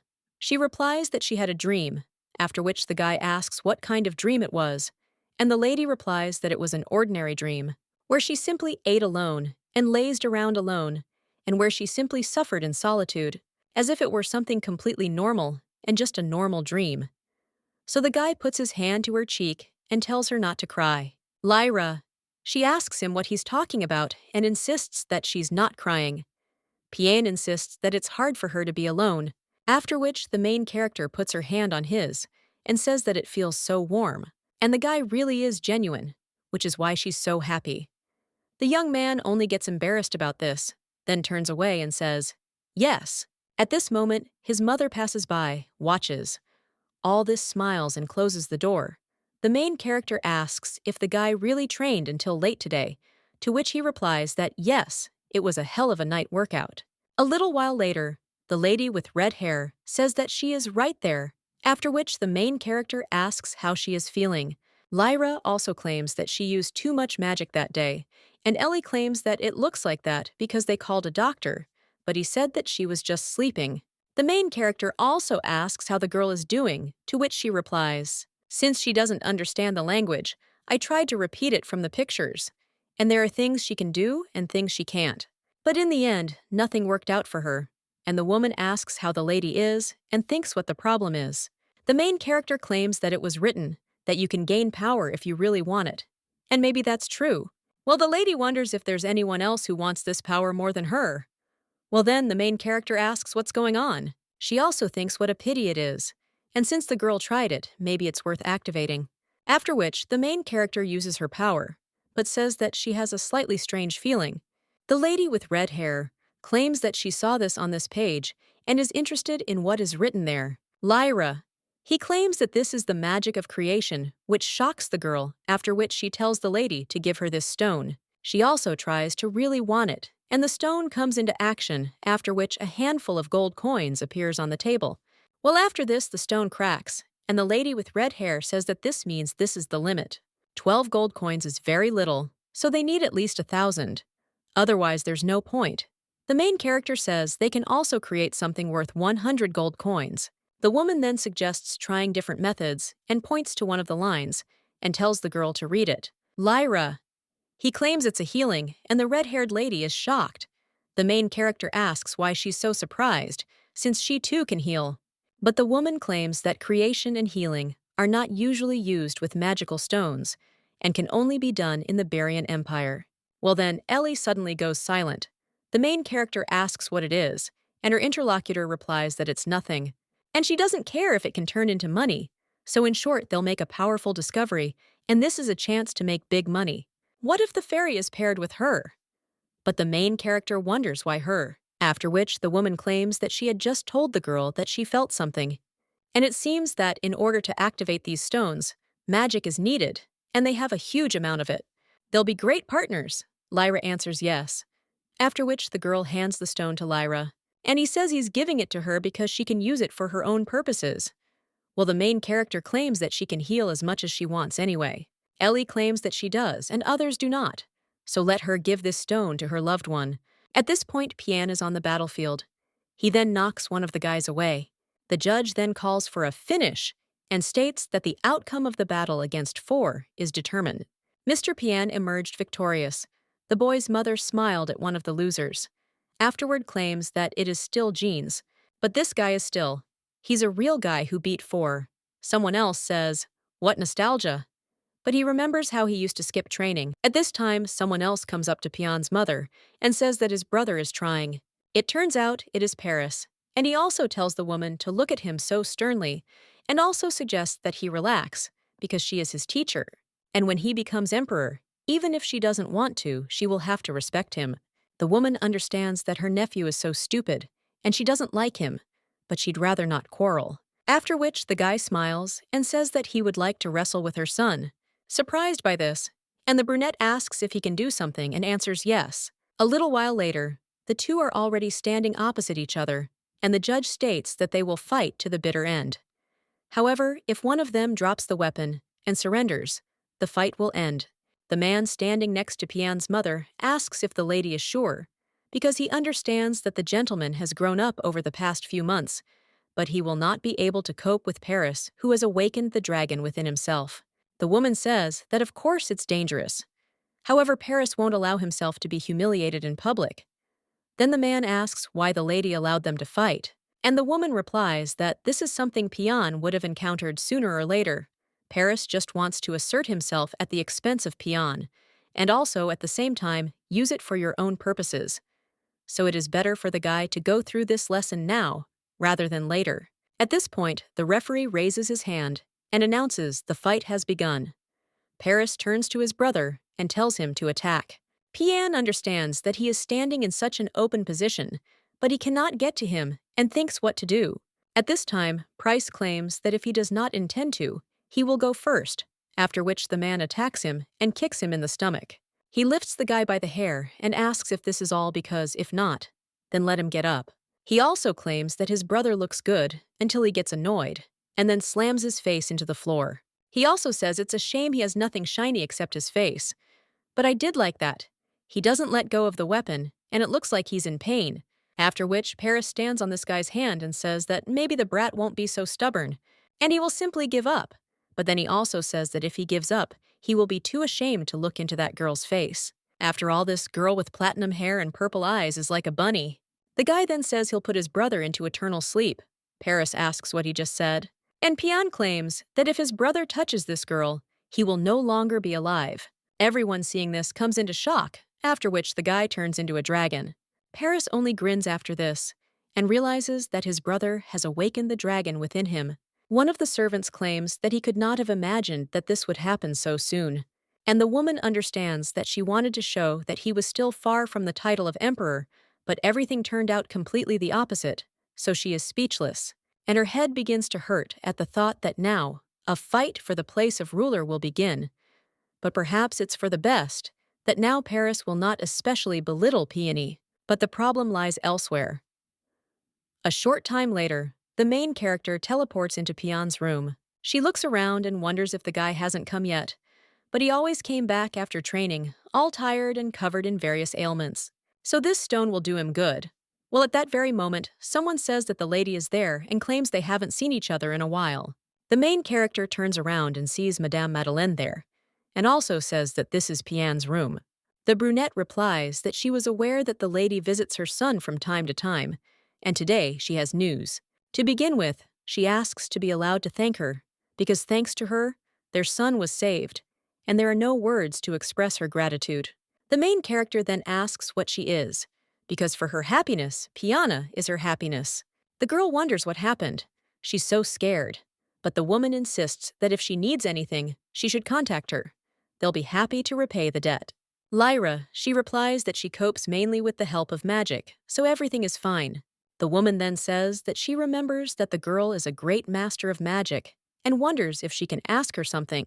The main character replies yes, after which the woman asks if she would like to become Pian's other half. Lyra then becomes embarrassed and asks what she is talking about, and the woman replies that yes, and whether she wants to. The main character says it's not that she didn't expect such a question, and she simply didn't expect it.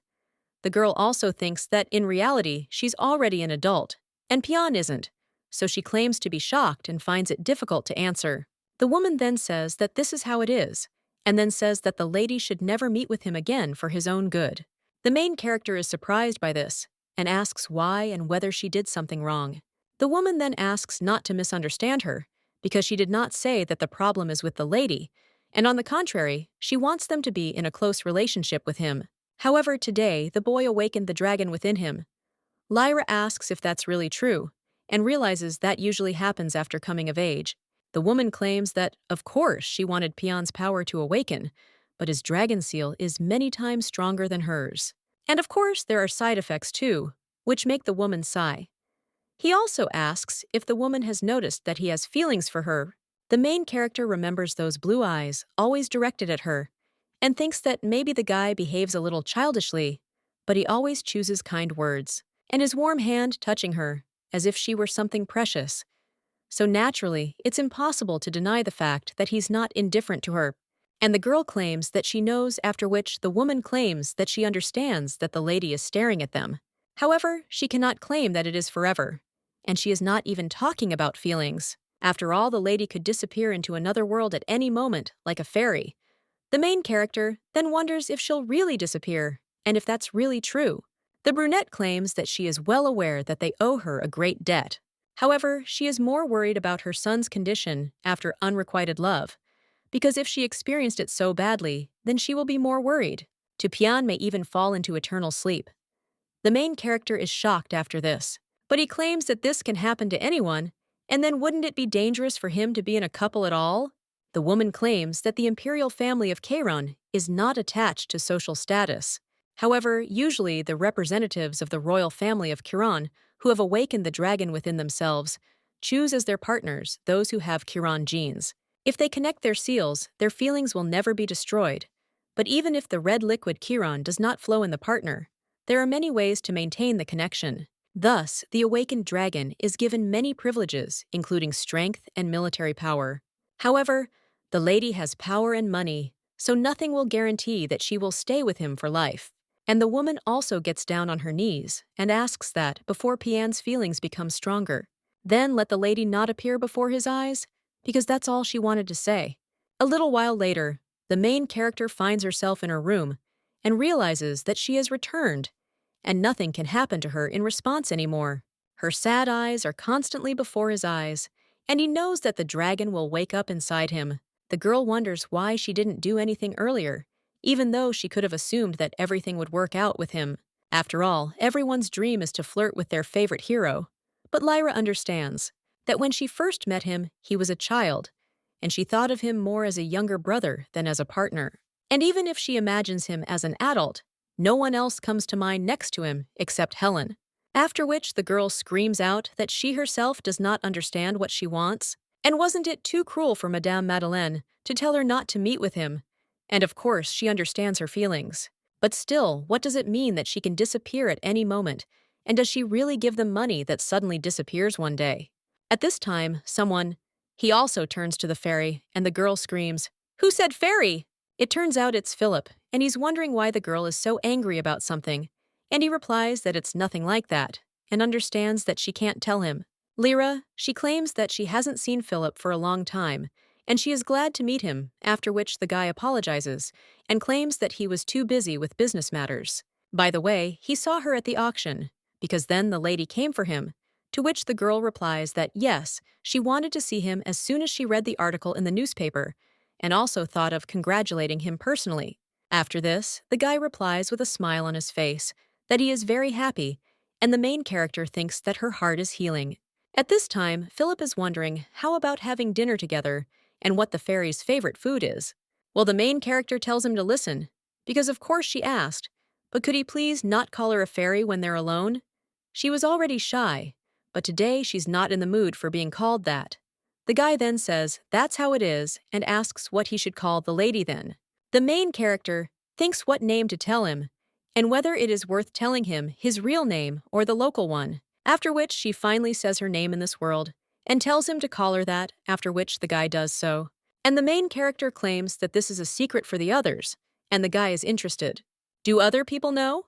To which the girl replies that yes, and that under no circumstances should Pian know her name.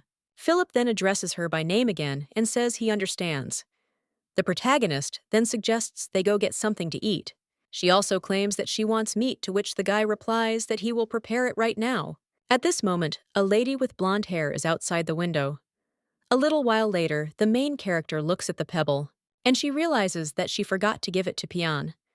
But still, Lyra realizes that if she returns, she will likely encounter Madame Madeleine again. So the girl thinks maybe she should give it to Philip. At this point, Rosaline approaches the fairy lady, and he asks if he can talk to her. A little while later, the two are already sitting at the table. The main character asks the girl if she wants to build a school, and she replies that yes, there are many former slaves who cannot read or write. This causes problems when preparing documents and various contracts, and it is also a necessary thing to continue living in society. That's why she thinks basic knowledge can make their lives much easier. Lyra. He claims that this is a great idea and asks if the girl will be a teacher, to which she replies that she is not a scientist, but she and Philip were taught writing and mathematics, so they can be useful. The blonde lady claims that she is always grateful to the fairy, and that Philip always strives to help others. But he always complained that he didn't have enough strength for this, so she thanks the lady. The main character then says that there is no need to thank her like that, but the girl insists that there is no need, and that the lady is indeed a good person. After which, Rosalind claims that she has another request, and the girl asks if she can also call the lady Lyra. The main character is surprised by this, and then asks how the girl knows her name, to which she replies that she accidentally overheard their conversation with Philip. She also asks if she can, to which the main character replies that of course she can, but when there are strangers, she should abstain. Lyra understands that the main thing is that Pian doesn't find out her name, and the blonde then says, that's how it is. But then she claims that in fact, she was worried that the lady loved Philip. Since she only told him about her name, the main character is surprised, and the girl claims that having been convinced of the opposite, she calmed down.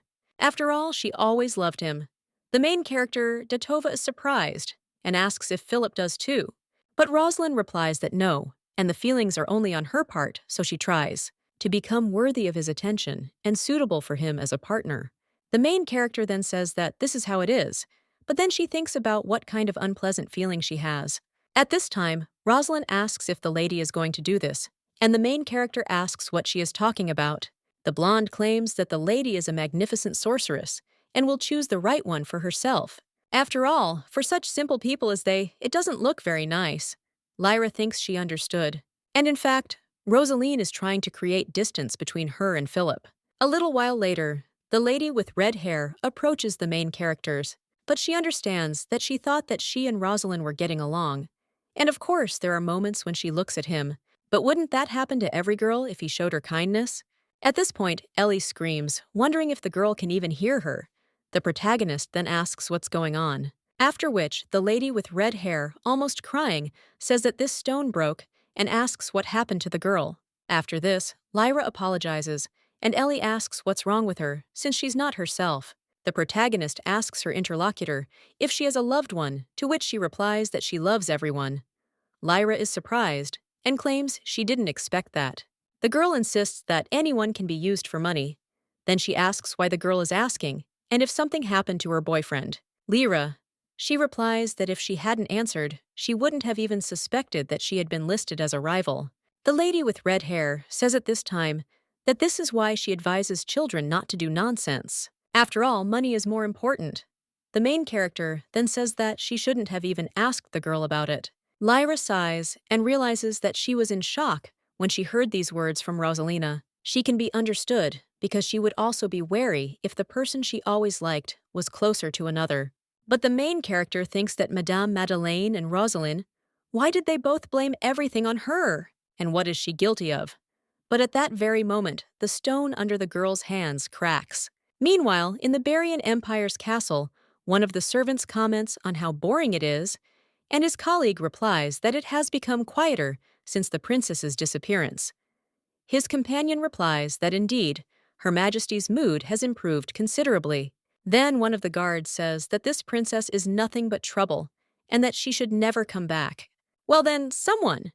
He also turns to the guards and asks if they have gotten too carried away with their conversation during their duty. When the two men turn around, they see Princess Helen standing there. She asks why they're standing there, asking if they should quickly inform the emperor of their agreement. After which, one of them informs His Highness that the first Princess Helen de Bariana wishes to meet with him. The man then tells her to come in, and when the girl enters the room, she thanks him for accepting her. The emperor then asks her what her business is. She responds that she has a request and asks if he could send her to the northern region where the planting work is underway. But the man wonders why she asks him whether he will do it his way anyway, to which the girl replies that with his permission, there will be privileges. But the man asks what will happen if he doesn't allow it, after which the girl claims that she will take a roundabout route. Then the emperor sighs and claims that she understands perfectly well the reason why he will not allow her. The girl then asks if he thinks she will come back, since she personally does not expect this. After all this, girl is not such an idiot as not to understand what will happen to her if she returns. The man then sighs and takes out his watch, and looking at it, realizes that she is alive and well, after which he also wishes for his daughter Lyra to have good dreams. A short time later, the girl falls asleep, but then he finds himself in some room and thinks that this is definitely a dream, because whales are hovering in the air. Then she also notices some child and realizes that she is a little scared. It looks like a horror movie, but she still thinks it's worth talking, after which the girl turns to the child and asks why he's crying. But the child asks who the little sister is, to which she replies that she is a fairy. But then she realizes that this has already become a habit for her, after which she claims that her name is Lyra. Well, the child then claims that this is her name, which surprises the main character. But the girl claims that she shouldn't be there, and her place is in the hospital. The main character then opens her eyes and sees doctors and IVs next to her. At this time, Philip is in his office, and Rosalind comes up to him and says that she made tea and he can rest. The guy just nods after this, and the girl gets angry and claims that they will have a break, so if he continues, he will collapse from exhaustion. But Philip then says he still has much to do. Rosalind claims Hepburn's slave trading organization has been completely destroyed, and the mountains are in his hands. He also made an agreement with a master of making magic stones, so the girl asks where he is in such a hurry. The guy then claims that even if Hepburn's organization is destroyed, this does not mean that the slave system has completely disappeared, and that we need to act on a larger scale, and for this, we need force. And to have it, you need to make a lot of effort, so he doesn't have time to rest. The blonde then becomes depressed and wonders why he is going so far. And could it really be Lyra? But at that very moment, a red-haired lady bursts into the room and screams that the situation is an emergency. A little while later, they come to the main character's room, and Ellie claims that she came to wake her up because it was already lunchtime, and she still hadn't entered the workshop, but she doesn't wake up. At this time, Rosalind says that maybe she is just sleeping like before, and the lady with red hair replies that if she doesn't answer now, everything is different, and she shook her, but she doesn't wake up. At this time, Philip claims that this is indeed strange, after which he turns to Rosalind and tells her to call a doctor, to which the girl replies that she understands. The guy also turns to Ellie and asks if she has recently made stones with healing powers, to which the girl replies that yes. And Philip claims that he will cover the costs of this, let her bring everything. The woman then says that they definitely could be useful, so she immediately runs away and claims that she will bring them right now. After which Philip turns to Lady Lyra, but then notices that tears are appearing in her eyes. The young man immediately becomes agitated and cries out to her, asking her to wake up. The main character then opens her eyes, and the young man asks if Lady Lyra is okay. The main character asks if it is Philip, after which the guy replies that yes, it is him. Lyra immediately hugs him and cries out that she's made it back. Philip then asks Lady Lyra in surprise what happened. After this, the main character simply sobs. At this point, the red-haired lady returns to the room and claims to have brought the stones, but then she also asks if the girl has woken up, and she asks why they're hugging. The guy then tries to say something. Well, the main character just jumps on Ellie and screams her name. The girl then asks what happened to her. A little while later, the main character is already sitting barely alive, and Ellie asks how they should understand this since she hasn't slept all this time. But she still insists it's not surprising after that incident. Meanwhile, Philip turns to the fairy and claims it's the tea that helps you sleep. And if that doesn't work, she can ask the doctor for a sleeping pill. Meanwhile, the main character asks Philip if he's forgotten who she is and is using magic to create a sleeping pill. The guy then says that it is true, but if it is hard for her, he asks her to tell him. He might not be of any use, but at least he'll be there. The heroine then turns to Philip touched. But at the same moment, the blonde lady insists that they will too. Rosalind says that Ellie and she will always be there. And there's that man who was with her when she came to save her, the main character, then asks if she's talking about Piana. The lady with the blonde hair claims that she doesn't know his name, but most likely, Lyra understands that a lot of time has passed since their last meeting, and she also remembers how the guy asked her to promise that she would come back, so she thinks that he is hers, is waiting. The young man collapses on the bed, wondering when the girl will come. At that very moment, he hears someone's voice. It turns out that it's the main character, and she's wondering how he is, which is why the guy is surprised and wonders what she's been doing all this time. Lyra apologizes and claims that she had a lot to think about, after which she congratulates the guy. After all, he's become stronger, and she heard that he's awakened the power of a dragon within himself. The guy then asks how she knows, to which the young lady replies that, isn't it natural, after all, she is a great fairy. But the guy then says, well, he was just thinking of surprising her. The main character then hands him the stone and says it's a gift. It's a healing magic stone, and it doesn't give eternal life, but she thinks that this stone will be useful to him. The young man then thanks the lady, and she turns to Piane and affirms. The young man wishes him only happiness, then asks why she suddenly says this, and the girl insists that she wants him to always eat healthy and tasty food, and also look at everything beautiful. Training is good, of course, but let him not forget about rest, and also to be surrounded only by good people. Falling in love is also possible, but let him be careful with a girl who has short golden hair and green eyes. Well, the young man then screams in shock for her to wait and asks what she's saying, because the girl speaks as if she's saying goodbye forever. After which, the main character becomes a little depressed, but still turns to Piane and tells him not to wait for her anymore. After this, the guy in shock asks why and what is happening, and also why she is doing this.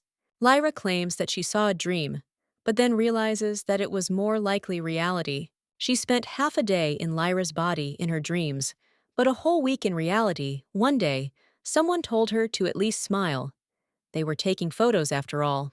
Well then, someone said that maybe it was worth leaving her thing, What difference does it make to anything else? He replied that he agreed, after which these two took pictures, and one of them claimed that everyone insisted that they visit, so they came. But the girl looks healthy, after which one of them turns to the girl and says she's just pretending, and maybe thinking she's trying to save money. Then one of them yells at her, "Why is she always on her phone?" and asks her not to ignore them. But his friend then suggests that they go, and the guy then asks why they came at all. The main character was almost crying at this time and wondered why she had returned, and whether it was because she had already saved the main character, and also because she had used her power as she wanted, and because she had run away from her family. Or maybe it was all just her imagination. The girl also thought it was impossible and wanted to go back, and she also asked to be returned to that world. Every day she cried and prayed for his return, and finally it happened. So after that, she became afraid to fall asleep. Lyra pinched her hand so that she wouldn't want to sleep, and the girl wondered where sleep was, at the hospital or in this room. But both worlds are too realistic, and perhaps she's moving between two worlds. The girl also wonders what the conditions are for entering these worlds. And she drew conclusions, realizing that the current her cannot control this process without knowing anything, and there is no point if they are not there. And especially what will happen to Pian. Her brother's boyfriend constantly asks what kind of dream it is and whether she's going somewhere. And the girl then replies that she was given a message to return to the world of fairies. Her burden screams that she is lying because she always justifies herself with this when she does not know what to answer. Lyra turns around and says that if he doesn't want to, then he doesn't have to believe it. But even then, he will change for her because she won't come there anymore. But the young man then grabs the lady by the hand and tells her to take him with her because he will go with her anywhere. The main character then tells him not to be capricious and asks what will happen to Madame Madeleine. After Togo, the guy claims he understands she doesn't need him, but he doesn't want her to leave the main character, then suggests they come to an agreement. After all, when he becomes happy, she will come to him. The guy then asks what it means to be happy, and the young lady insists that they will meet then. If he can find happiness, then he will no longer be attached to her, and will link his fate with a person who is worthy of it, and perhaps even forget her. So now the main character asks if he agrees. Well, the guy claims that she is asking for the impossible, that she won't be there. After which the girl claims that a person is a creature that can forget everything, and let him try too. The young man then tells her not to think that he will always wait for her to, which the girl replies that she knows, after which she says goodbye to him. But when she teleports, the guy claims that if she doesn't come to him, then he will definitely come to her. 5 years have passed since then, and a man is walking through the snow when he falls. He wonders if this is how he'll die. Well, then someone else comes up to him and asks if it's that uncle again, after which the girl heals him and tells him to wake up. And she asks if he's alive. A little while later, the main character pours him a cappuccino. He also claims that's why she told him to use magical teleportation stones. But he insists he can't waste such expensive stones on such a journey, and for them accustomed to such a distance, it's no problem at all to travel on their own. At this time, the lady with red hair says that they haven't seen Noah for a long time. The main character asks if Ellie has been working all night again, to which she replies that yes, she has been teaching others the art of making magic stones fulfilling and sending a bunch of orders. And also, this time, they gave her a special order, so she has no time to sleep. Noah then claims that this way the girl will get to heaven faster than him, but he is only interested in how things are going for Noah. The guy replies that he received an order to make healing stones, and at first he was scared, but it turned out very well. The Berrien family was delighted Ellie's approach also produces only the best artists, and yet her work is a huge success, selling extremely well. It was also a great idea to introduce her own engraving sign on the stone, because a stone with her image of a rose can be sold to anyone, and for as much as she wants. The woman then says that this is the basics of doing business, and the rich always want something special, after which she also says that the guy came because of an order. And this time, the order is for His Majesty, the Chiron Empire. The main character is thinking about His Majesty Chiron at this time, and he remembers the guy with black hair. Noah asks what kind of magic it is, and the woman replies that this is magic, with the help of which the ring gives out clothes when he is naked. And they turn into a dragon, so while they are in this form, they have no clothes on. And when they turn back into people, this is problematic. and also in order to maintain the privacy of individuals. After this, the main character thinks that Pian is also turning into a dragon, and that this guy only ordered the ring for himself, and this idiot constantly walks around half naked, but is embarrassed by his nether regions, so she herself will protect Piana, after which the girl turns to the lady with red hair and asks her to do the same for her. Elijah asks why, as she doesn't need it. Lyra. She replies that she doesn't need it, but the other one does, after which the woman says, maybe she has a boyfriend, but the main character just tells her to make this ring already. The lady with red hair then says yes, and she will do it when she has time. Noah then claims that he will probably go, and the woman says that he definitely will, and also that he should keep the documents and be careful when he returns, and let him not dare lose the ring Vitya. It's worth 12 like him, after which the guy claims that he understood. The main character asks if she should walk him to Hepburn. Then the man asks, is she sure and is she allowed to go there? The main character then says that it's not just that she can't. She also understands that 4.5 years ago, she broke off all ties with Pian, and after this time, he came to Philip and asked where she was. Philip then asked what the guy was talking about, but he replied that he was talking about her fairy savior Har, and he asked again where she was. The guy then thought that he didn't understand what was going on, but it was better not to say where she was, after which he decided to pretend that he didn't know, and claimed that in fact he didn't know, and that he wasn't in such a relationship with her, that he would know her whereabouts. Pian then said something like this, and Philip then sighed and realized that they had just seen each other a few days ago, after which he had claimed that this girl was very busy.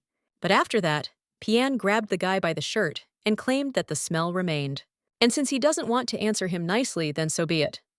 After which he gave Philip's first and last name. Some magical symbols appeared on the guy's neck. Pian claimed that this is the dragon's covenant, and he answered his call, so as long as he does not try to harm him, they will be friends. And he will not touch him, and he must also greet him every time he appears. But Philip then asks how he did it so quickly, after which the guy invites Philip to be friends, which shocks him. After this, Pian began to constantly visit him, and even began to visit her, so she also began to keep her distance from Philip, and thus now she rarely visits Hepburn. Of course she's worried, but the letter said that Pian hadn't come once in a year, so it probably wouldn't be a big deal if she dropped in to see them. The main character then turns to Ellie and claims that she went along with it, to which the woman agrees, and then the main character teleports. After this, Ellie decides to go to bed, but suddenly hears someone knocking on the door, and thinks that if it was a stranger, he would have fallen into a trap, and besides Noah, no one comes to them, after which the lady opens the door and asks who's there. When she sees the man in the robe, she's surprised. By this time, the main character has already found herself in another place. Noah claims that magic is indeed convenient, but at that moment the girl is pierced by a strong pain in her chest. The man immediately screams out, "What's wrong?" and "Fine," after which she replies that she has a sudden heart attack, but the man insists that it's a problem. Lyra? He claims that everything is fine because the doctor said he didn't see anything serious, but the man then tells the lady not to overexert herself, and he will go. He'll take the cart and let her sit there quietly. Lyra claims that it wasn't worth it, but Noah replies that it's impossible because she has to obey the adults. A little while later, they're already riding in a carriage, and the main character claims that she thought it would be a magnificent carriage. The man replies that the main thing is that there is transport, after which the main character says what a greedy man he is, but then the girl thinks that maybe it's even better this way. At this time, the guy asks how she likes the city and whether it really has just changed, to which the girl replies that yes, and there are more people, after which she asks when he managed to become like that. Noah responds that significant changes became noticeable about 2 years ago, but the main precipitating factor was an event 3 years ago. The protagonist asks what that event was 3 years ago. The man asks the lady if she knows that Philip has become a baron, and the main character says yes. And of course she remembers because she helped him set up the salt business back then. Noah says yes, and Philip used this evidence to blackmail the Count. The Count, of course, didn't want to give up his life, so he quickly complied with Philip's demands. The Count then claimed he was wrong, and that Rollins wasn't a traitor at all. Of course, the Count got what he deserved, but it was still better than being executed. The main character thinks that selling salt is an execution, but enslaving people is outside the law, and she sees no logic in it at all. The man claims that since then, there have been more people on the territory of Roland's, and those who could not withstand further pressure from the Count all fled to Roland's to seek refuge from the dictator. Philip welcomed them warmly and provided them with work and housing. Such situations usually lead to discord between territories, but the Count, with no other choice, was unable to do anything. Thus both his power and his territory crumbled, and now everyone lives happily there. The main character claims that this means Philip is a good manager, to which he replies, "Of course." In the southern part, people have practically never worked, but life in the city is flourishing like never before. The children are playing, and he has never seen a child in despair, and it's all thanks to Philip. The main character smiles afterward and realizes she feels like she's being praised too, and that it's a good thing she saved him back then. At that very moment, the two hear someone scream. When the main character turns around, she sees a large wolf and asks what it is. Noah claims it's no ordinary wolf, that it's a demon, after which he curses it out loud and insists he didn't bring a magic stone to deal with such creatures this time. He also asks if the lady can help, to which she replies that she would be happy to, but he is too big to use wind magic, and if she makes the wrong move, the residents could get hurt. So he needs to stop. However, when the wolf is about to run up to another guy, the guy just raises his hand, after which the wolf suddenly stops. The protagonist realizes this is her chance, so she lifts the boulder into the sky and immediately throws it at the wolf. The villagers are surprised and ask if the boulder really came from the sky, and if this is God's punishment. One of the men approaches the boy, who was almost beaten by the wolf, and asks if Leon is okay, but the woman claims that the boy was literally a hair's breadth away from falling into eternal sleep. Someone else asks if this wolf is already dead, and someone else answers that, of course, because a stone of that size fell on him. The blue-haired boy looks at the main character and then smiles.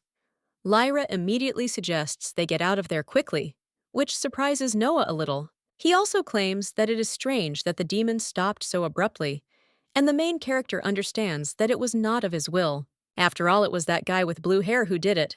He's the most unpredictable character in Dragon and Empire. He's the blue dragon, Daniel d'Astoria. The main character also wonders why he's there, and she gets a bad feeling from his gaze. A little while later, Noah confirms that they've arrived. Meanwhile, the main character is talking about what a nice house they've moved into.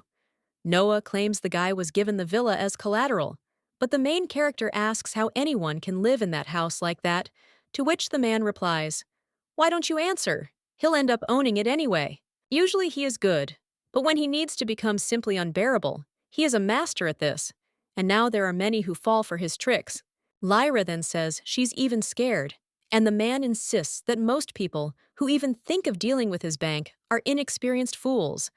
Noah also insists that he'll go into the warehouse and let the girl go forward, to which she agrees. A little while later, the lady knocks on Philip's office door and says that they haven't seen each other for a long time.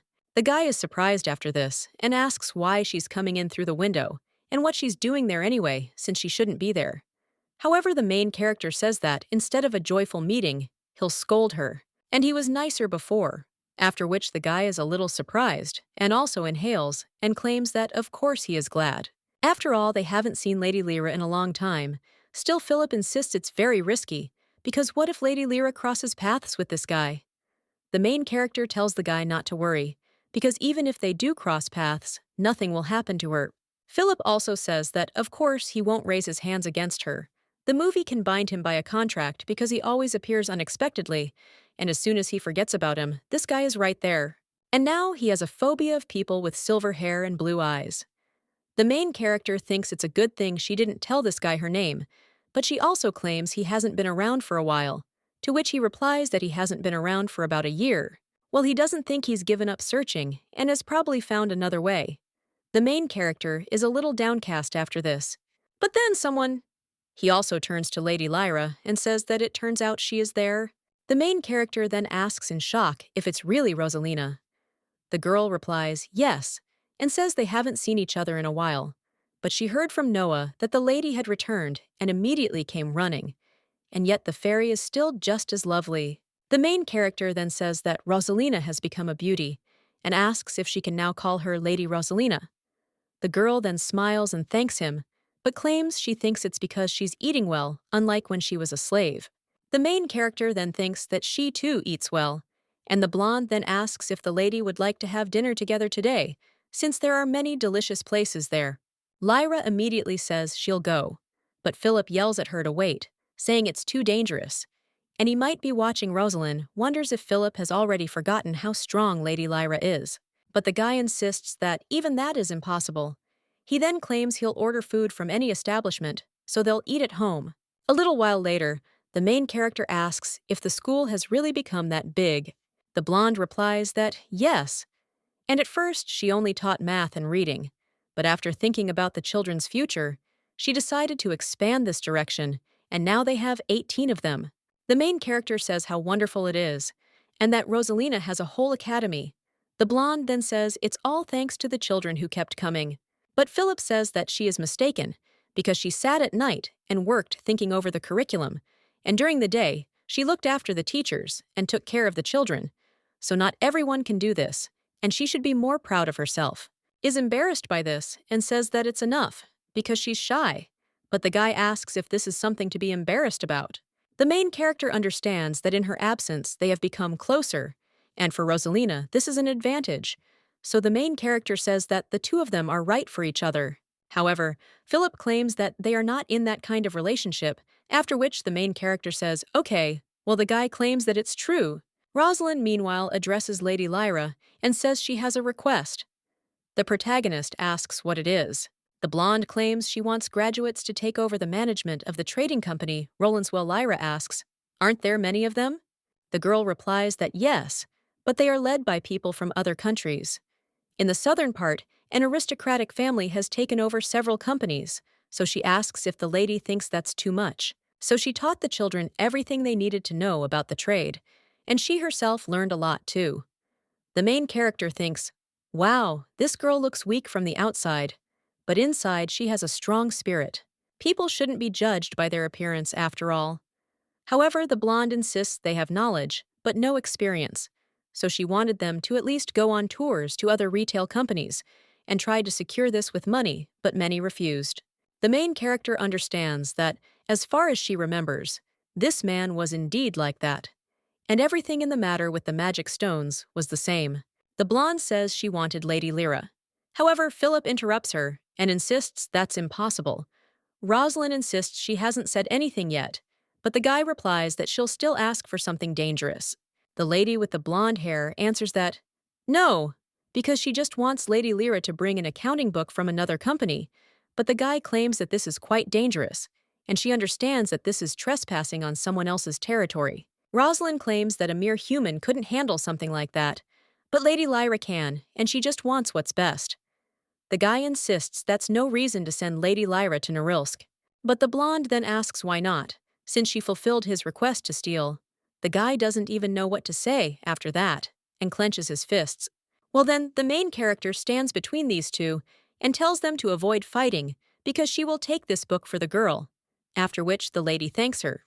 But Philip replies that such things are strictly guarded. If you don't answer, the main character insists that everything is fine, as she already has experience and will quickly handle it. A little while later, the girl thinks that now she wants to hit the one who agreed. Now a guy with blue hair approaches her and claims he was wondering who was wandering around there. It turns out they've met again, so the young man bids the mouse good evening. The main character realizes she should run and then immediately turns around. The blue-haired boy screams at her to wait and then grabs her clothes, but the girl is already starting to teleport. And in the end, the guy is left with a torn piece of clothing. Lyra is outside at this time, but she feels her heart sink again and wonders what's wrong with her. After which, the girl heals herself and sighs, saying she should leave Hepburn as soon as possible. A short time later, she's already placing a pile of papers on the table. The blonde is then surprised by their number, and the main character says that these papers are from as many as 8 companies. The lady with the blonde hair then thanks Lady Lyra. Ada claims that this is easy, after which Rosalind claims she hurried to school. But the main character insists it's nighttime now, and the woman insists that day and night make no difference for school. She also wishes the two good night, and the main character claims she hasn't done this in a long time. But after the blonde leaves, Philip asks if the ladies are okay. The main character replies, "Of course," and asks who he thinks she is. She also realizes she's panicked a little, but oh well. Philip then says that Rosalina is very kind and lenient, especially to children who try hard, but she is also too stubborn and almost impossible to convince. In relation to Lady Lyra, she will try to extract maximum benefit, so let her not fulfill her requests. The guy also notices the girl's torn clothes and says that they are especially dangerous. The main character asks if the clothes are really torn, and she didn't even notice, after which she claims that most likely it just got caught somewhere, so he shouldn't pay attention. But Philip claims that nothing lasts forever, and this also applies to ladies, because if she doesn't eat, she'll get stomach problems, and if she doesn't sleep, she'll be constantly tired. And if he overexerts himself, he will break his heart, which makes the main character surprised and wonders where he found out from, and also wonders if the guy she arrived with really told him. Philip claims that it was he who recommended the doctor to her, and the main character understands what it means when the doctor who examined her then shares information about patients without his knowledge. And where is confidentiality anyway? Lyra also claims that since he knows that she has no problems, and if she gets hurt, it will be her choice. So the girl suggests closing this topic. Well, Philip claims he distinctly remembers those days when the lady couldn't wake up. The main character then asks why he suddenly brought it up. The young man claims that Rosalind could have done without these papers, although it would have taken more time to study them. But this cannot be compared with Lady Lyra's health and her life. So Philip wonders why she's also sacrificing herself. At that very moment, they hear someone shout that entry is prohibited without permission, but then he's completely surprised. Then men in robes enter the room, and Philip immediately covers the young lady and asks who they are. The protagonist wonders what's going on there, and whether it could really be Peony. So the man takes off his cape, and the girl realizes it's Christopher. She wonders why His Highness is there. Meanwhile, the man turns to Lyra and asks how she's doing. Philip then asks if the girl really knows him, to which she replies that yes, but in her thoughts, she adds that he is her father. Christopher at this time claims that he has a private conversation with the two of them, and the main character thinks that all this time he didn't care. So what happened now?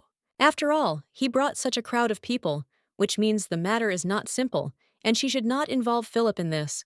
The heroine immediately takes the boy by the hand, which surprises him a little, and the young lady says they must run. She begins to use her magic, but the emperor orders them captured, after which one of the servants wraps a whip around the lady's hand. Philip immediately asks if Lady Lyra is all right, and the girl asks what's going on. He then says, "What are they doing? Let them let her out." However, His Majesty tells the boy to rest and then begins to use magic. The main character sees the boy fall and wonders why she can't use magic. His Majesty claims that this guy and the red-haired girl are good friends, and that thanks to her, things have gotten pretty tough. The main character then asks what they did to Ellie, to which the man replies that they only put her to sleep, just like the other guy. Lyra! He thinks that thank God he's just sleeping, but he claims that the Emperor didn't do anything when she ran away. So what does he need from her now? The man claims that he really didn't expect her to escape, but then he realized that it would be better for her and didn't intend to meet with her until the time came. Lyra wonders what time he's talking about and wants to know, but what if he realizes she has no memories of the past? Christopher claims he didn't think it would lead to such a problem, but he was wrong. He then takes out a pocket watch and claims it's so broken. The main character wonders what it is, after which the man claims it's her heart, and it's breaking. Lyra is shocked and wonders what he just said. The man insists that she won't immediately fall into eternal sleep, but will have to wait a little longer, after which he asks if he can examine her. The main character only gets angry about this, and understands that her hand is now tied up, and he also asks her permission, but she still can't use magic.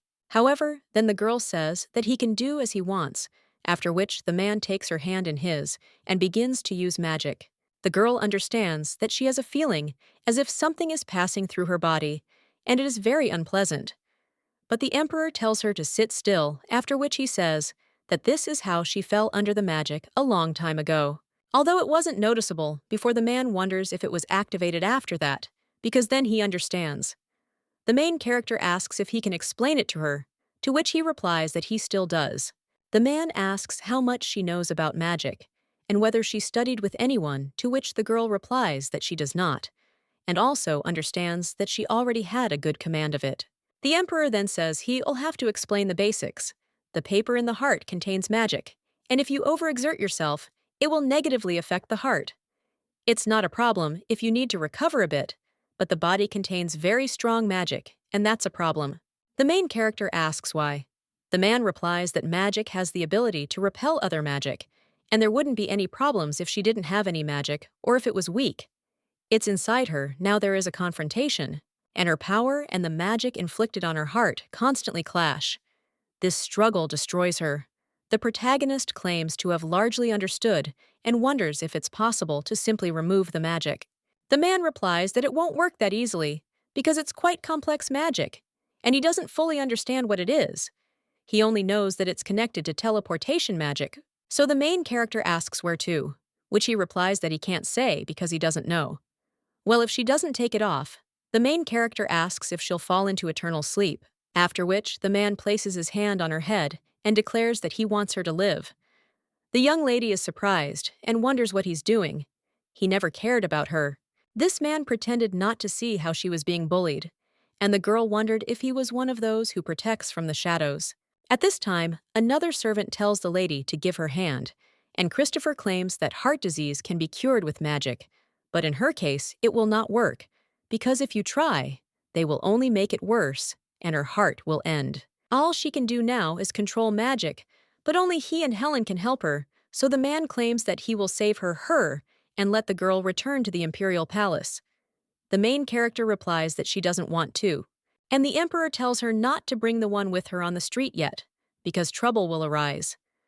The main character then asks what he's talking about, and the man teleports away and says he's waiting her tomorrow, after which all these people disappear and only one servant remains, after which he turns to the lady and bows and states that he will also leave her. Then he turns and runs away. The main character wonders why he's on foot and who the hell is that man on the street, but at that very moment someone opens the window and claims to have spotted him. The blue-haired boy apologizes and claims that he didn't mean to eavesdrop, after which the main character realizes that it is Daniel. But the girl doesn't understand how he ended up there, and she used teleportation magic twice to escape him. Dragons can certainly use forbidden magic, but then the girl remembers what the emperor said. All he knows now is that it's related to teleportation magic. The dragon approaches the young lady and claims it's unpleasant when she runs away, without even saying hello, and the protagonist wonders if this is his doing, after which she asks if the guy knows hers. The young man then says that she is Lyra de Beriana, and the main character wonders if this is a pact with the dragon, and immediately cries out, asking if it was he who cast the magic on her. If so, he should remove it quickly, but the young man insists it wasn't him, after which Lyra screams at him not to lie, because how else could he have gotten there? The young man claims he followed her scent, and the protagonist asks if that's really true, after which the young man replies that he did. He also takes a piece of clothing out of his pocket and claims to have a very good sense of smell, asking why the girl doesn't know him.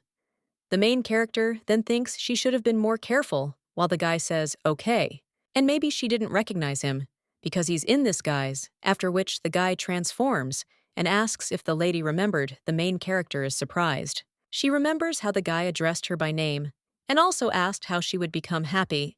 The girl wonders if these are Lyra's memories, and then falls to the floor. The dragon then tells the girl to hold on and cries out her name. He also turns around and asks what to do, because he needs to call a doctor. But then the main character comes to her senses and pulls the guy by the ponytail, and also says that it's not worth it. And she just felt a little dizzy, after which he says, "That's how it is." And the girl hasn't changed at all, because everything still makes her anxious. The main character looking at this guy is a little surprised, but then she starts thinking about why her heart is pounding now, and this feeling, it's like that first love. Daniel insists the girl's face is red and asks if she's okay. The main character screams that her heart isn't feeling well, so he shouldn't come near her. After this, the guy only asks why she is shy, and he feels sad. Then the young man transforms into another form and asks how things are now, after which the girl understands that she has calmed down and also says that it is better this way because it seems as if he is a childhood friend. Lyra then says that she is glad that they met and thinks that she doesn't want to anymore, after which she apologizes but says that she doesn't have time today, so could he please come back? Daniel insists there's nothing he can do, then turns around and says it's late, so he'll go. But then the main character turns to him and tells him to wait, after which she hands him the ring and claims that it helps to pull out clothes, so she gives it to him. Well, the young man claims he has nothing to give in return, after which the main character says it's for making him worry. Lyra realizes she wanted to give it to Pion, but she'll just ask Ellie to do more. And this recent episode is starting to interest her. The guy then smiles, pats the lady on the head, and thanks her.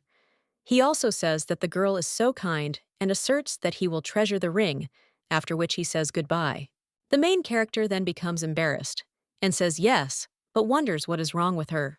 A short time later, she carries Philip to the bed and covers him. She realizes he doesn't seem to be hurt anywhere, but he won't wake up, and healing magic isn't helping. So she wonders if her only option is to turn to the Empire. The protagonist then sighs, but realizes she's unable to process what's happening and wonders if her heart is stopping.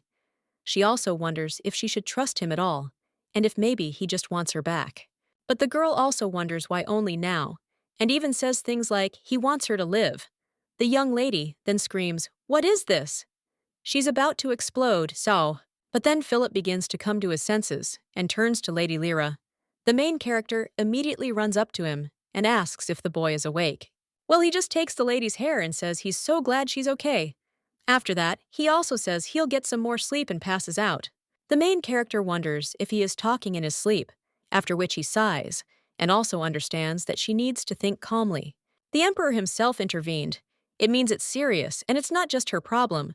But then the girl wonders if she's forgotten something. A short time later, the red-haired lady claims she thought she'd fall into eternal sleep. She once sold a mermaid fish deodorant and nearly drowned, so she thought she was already in the afterlife. The protagonist wonders what she was thinking, after which she also apologizes because of Ellie suffered, but the girl tells her to stop because you only need to apologize when you've done something wrong. So the girl wonders why the lady is asking her forgiveness now. After all, whoever he is, the Emperor, or whoever, it doesn't matter to her. She'll sort it out, but he should have come sooner for his beloved princess. The main character then asks the girl how she knows, and she replies that she started noticing from the very beginning. And she did say that healing and creation were skills reserved for members of the Baron family. Well, she thought the girl wasn't from the Imperial family, just because she didn't have green eyes. And when a handsome man with green eyes came for her, she was finally convinced she didn't care whether she was a princess or a wife. She would still have to do her job diligently. The main character then claims that tomorrow she'll have to be in the palace for a while, and she won't be able to help her during that time. The man with red hair then claims she guessed, but wonders why it's temporary and whether she's not being returned permanently. Lyra. She replies that when everything calms down, she'll come back because she doesn't want to be there. The red-haired lady then turns to Lyra. She also asks if she knows that she is the most skilled and attractive craftswoman of the finest magical stones. The main character replies that yes, she thinks she'll never change in that regard. Ellie then says that if anything happens, she should always come to her, and if she runs away again and ends up alone, she'll be able to provide for her. The main character then smiles and asks if it's true and if she'll take it back later. The woman then merely wonders who the girl thinks she is. And the next day, the red-haired lady wakes up and thinks her head is splitting, and she drank too much at the farewell party last night. The girl then also wonders where Lyra went, but when she goes into one of the rooms, she sees boxes with something there, after which she comes closer and thinks whether there is magic in these stones, and whether the girl made all these boxes that night. Looking at them, the red-haired lady asserts that she is now simply obliged to support her. The main character is at the palace at this time. One of the maids greets her and says her name is Hannah Estelle, and that it's an honor to be her servant Lyra, then says, "Aha!" and wonders if this is really the same private palace since it's changed so much. The maid replies that yes, there was no one there for a long time, so His Highness was doing the restoration himself. The main character wonders if he really did it himself, but the maid claims that the magic of creation is magnificent because in just one day he is completely new inside and out. Lyra. He realizes she's completely forgotten that he too can use high-level magic. The girl wonders if it's because she's been the only one around her who's been content with it. The maid asks if she'd like to give the lady a tour, and Lyra agrees. As they walk through the palace, the maid claims that His Majesty suddenly appeared to her yesterday and offered to become a lady's servant. She thought long and hard about it, but decided it was a 1 in a million chance. Their family is quite low status, and they don't have any connections in the capital, so becoming a servant was her dream. The main character thinks this girl is nice, but she's such a chatterbox, just like a high school student during recess. The maid at this time claims that she will really try, and Lyra understands that she likes this type more than some arrogant aristocrat. Hannah also asks if the lady thinks she is lucky, because the emperor personally took care of the palace and chose the servants. So as far as she remembers, the lady is very dear to him. The maid also says that it is a little sad outside, and that it is a pity about that beautiful table. But when the main character looks at it, she's a little surprised. The maid asks if it looks unusual, as the table looks like a birdcage. She didn't notice it at first either, because everything around it was overgrown. As she knows, creation magic doesn't apply to living things, so it will take time to restore it to its presentable appearance. At this time, the main character remembers how she was little and turned to her daddy Highness, and also claimed that she learned a new song. Her mother addressed Lyra and insisted that he was the current ruler of the country, so she should call him His Majesty or Father, the girl, then said that he was her father, so he could be called Her Highness. The man claimed that he partly agreed, and before becoming a father, he became a ruler. That's why he was called Daddy for the first time, and he thanked the girl. Now the main character is surprised and wonders if these are the girl's memories again. But what is this peaceful atmosphere? They are like family. The maid asks the lady if she's okay and if she's feeling unwell, but the girl replies that she's fine and just tired. Hannah then replies that the lady has indeed returned from the north. She was told that she had been going to the academy in the northern part all this time, and the main character thinks that this is how he explained her absence for 6 years, after which she says yes, and the maid asks how it is there, and also if there are many handsome guys. She also asks the lady which one she prefers, hot or cold, to which the main character replies that she doesn't even know. The maid then insists that the one who takes first place is definitely the handsome one. This is P.N. Hayward. They say he's the perfect guy, and the girl asks if she knows him. The main character realizes she'd happily talk about him until the early hours, but not this time. After which the lady with a smile on her face says that no, she has not met him, and also asks if he is really that handsome. But the maid then claims that she thinks they'll see each other soon, because he's returned there. Lyra wonders if Pion has really arrived in Bariana. The maid says it's true, and the lady doesn't know because she's away, so she'll explain now. His Excellency, Duke Hayward, sent a letter saying he wants to transfer his status to his son, but on the condition that his mother also returns. The main character thinks that this damn old man used them again, and Hannah claims that they say she still has doubts, but most likely she will give consent since the child's future depends on it. The maid also asks how the Duke has the audacity to do this, since the reason for her leaving was betrayal on his part, and there is no one who does not know about it, since even she in a distant village found out about it. But Hannah insists, it's strange she hasn't gotten a divorce yet, because if she were in this woman's shoes, she would have done so long ago. The protagonist understands that even a woman wouldn't get a divorce, and that's why her sadness is so intense. And Hannah claims that as a girl, she would like to support her, because if a man cheats once he can do it again. The protagonist replies that she agrees, and that sometimes it's even better not to see each other.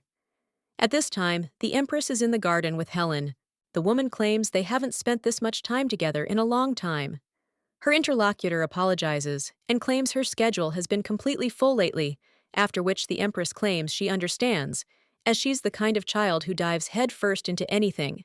Well, let the girl also be careful, because there are plenty of envious people, and she has only one desire, and she knows it herself. After all, she doesn't care what the lady does. Just let her not bother her.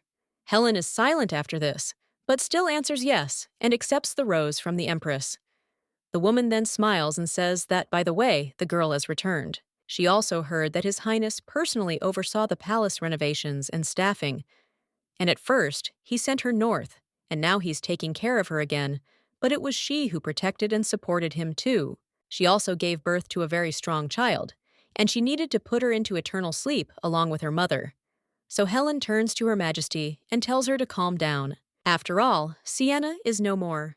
The woman then says that she certainly did fall into eternal sleep at the moment of the attempted poisoning of the princess. It won't be easy to put this girl into eternal sleep. At this time, the main character is in the Emperor's office, and he claims that, as he already said, magic denies other magic, and they begin their confrontation. But healing magic is an exception. She has the ability to obey and can easily accept other magic. She can also use it to put someone to sleep or detect other magic. The main character then says that she didn't know healing magic was capable of such a thing. The man claims that, of course, she didn't really learn how to use it, and the girl is wasting her magical power too irrationally. The same thing happens when she buys something for 100 copper coins when she can get it for one, and the main character thinks what it is. The man claims that he does not argue that she can handle her powers, but the more she uses them in excessive quantities, the worse it will be for herself. So the lady should be careful. He then hands her the bracelet and tells her to take it. The girl then says the jewelry doesn't press at all, but wonders why she can't take it off. The man claims that there is no point if she could take it off, because he will take it off if necessary, and the main character wonders if she is really in captivity. Lyra also wonders if this is what was on her hand, then to which the man replies that yes, it is made from lapatanus juice and also blocks magic. The main character then asks if this is the same tree from the legend, but the man replies that it's not just a legend, because the tree is located in the east of the country, and Lapatanos is the magic of Pleiada. The magic of Pleiada flows in the room, but he can't use it in Lapatanos. The main character says that this is because she repels other magic, and the man replies that everything is correct. And in general, this is secret information, because if someone else finds out about this, they will immediately want to cut down the tree, and the main character says that he himself is spreading this information, after which she asks nothing, but that he is now telling her about it. The Emperor claims that Helen knows too, and he thinks that the lady could do with it. The main character wonders if she really knows about the man who claims that Helen is a talented child, and that she herself feels the power of Lapatanos, so she guessed about it herself. Well, the young lady then says that maybe she shouldn't have told her, since she's not competing with her. Lyra also understands that the more she knows, the worse it will be. The Emperor claims Helen has a different opinion of her, because she's wary of the lady and considers her a rival. The protagonist then asks why. And the man claims that this is because she already knows that the lady possesses magic. At this time, Helen returns to the palace and the maids greet her, but then they see that the lady's hand has turned blue. After which, one of the maids asks if something has happened and also screams for a doctor to be brought. Well, the lady claims that everything is fine, after which she heals her hand, and also says that now everything is fine, and they can also go. One of the maids then says yes, and then they leave. Helen only sighs and then looks at the rose. She also recalls how one lady told the girl not to be shy and to try this tea, so now she just looks at the black rose and thinks how stupid she is. A little while later, the guy claims that his name is Ifpin and that he has been entrusted with protecting the lady. The main character then says that it was him that time, after which the guy apologizes for that incident, and Lyra tells him not to pay attention because it was an order. The guy then states that he will try to stay out of the way as much as possible and let the lady call him if she needs anything. There was also an order from His Highness for the lady to be present at the family fishing, and the main character asks, what if she doesn't want to? The guy claims that of course it is possible to refuse, but it is advisable to be present for at least 30 minutes, so he asks to accept the offer. The main character thinks that she still wanted to talk to Philip, but she also doesn't want to worsen the relationship between the Imperials. At this time, the maid tells the lady to rely on them, because the outfits are already prepared, and the main character claims that she has not yet given her consent, after which the two look at her. With pleading eyes, the girl then agrees. A little while later, she's already at the table. One of the ladies says that it looks like Princess Lyra is suited for life in the village.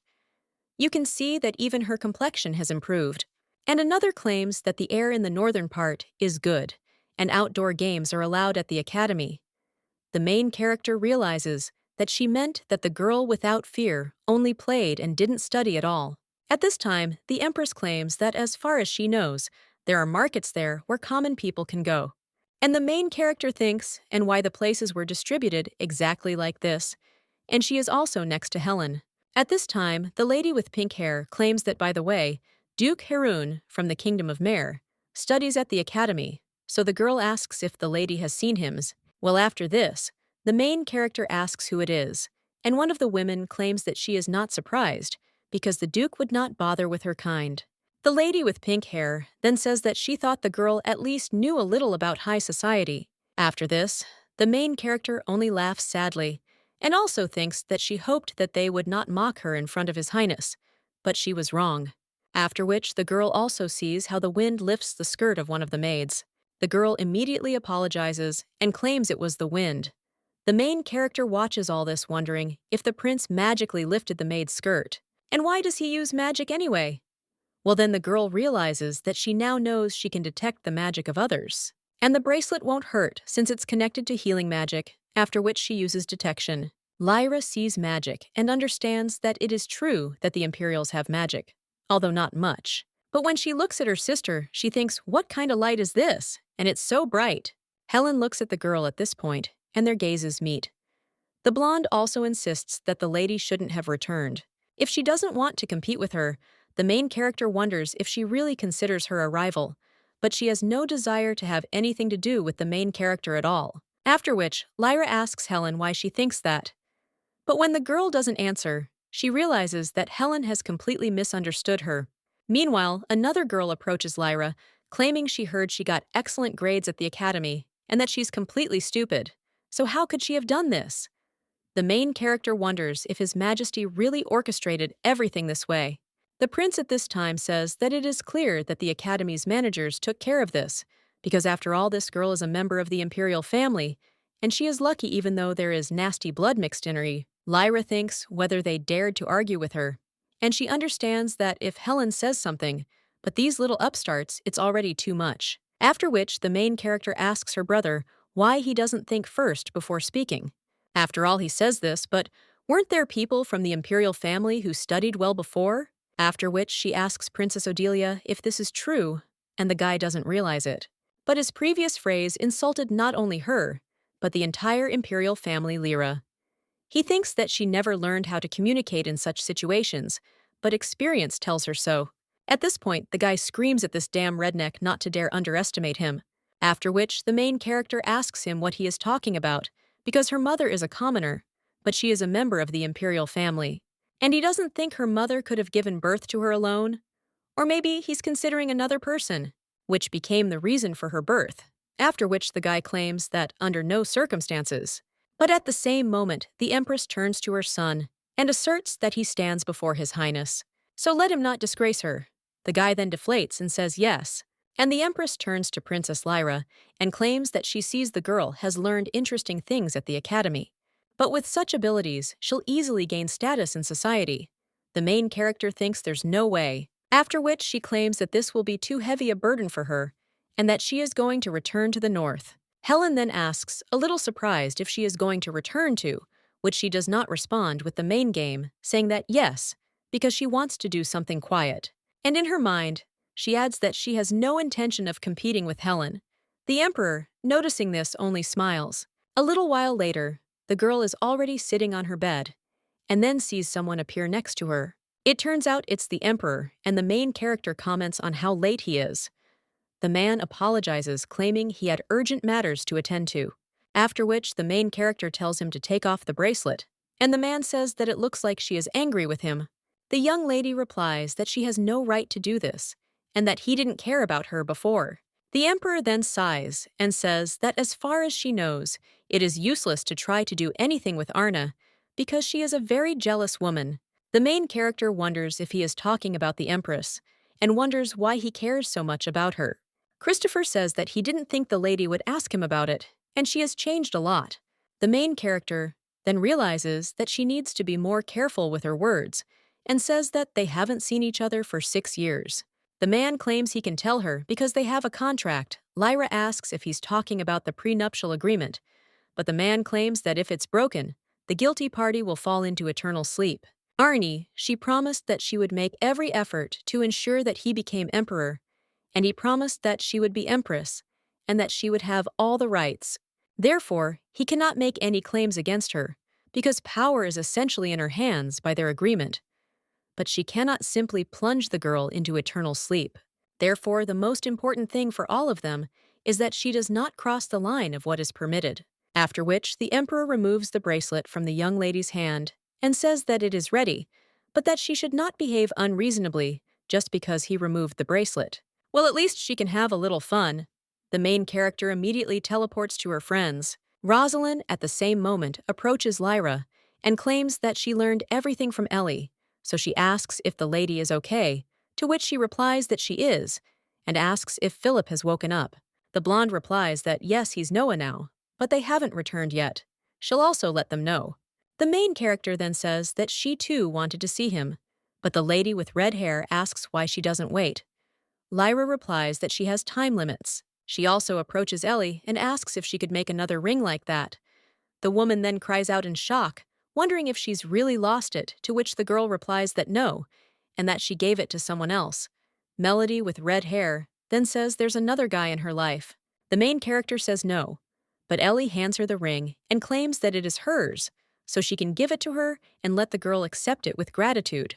The main character then thanks her and thinks that she doesn't know yet when she will be able to go out, so it's better to give it to Pian right away, after which the girl says that she will then go and let them tell Philip and Noah, so that they don't worry.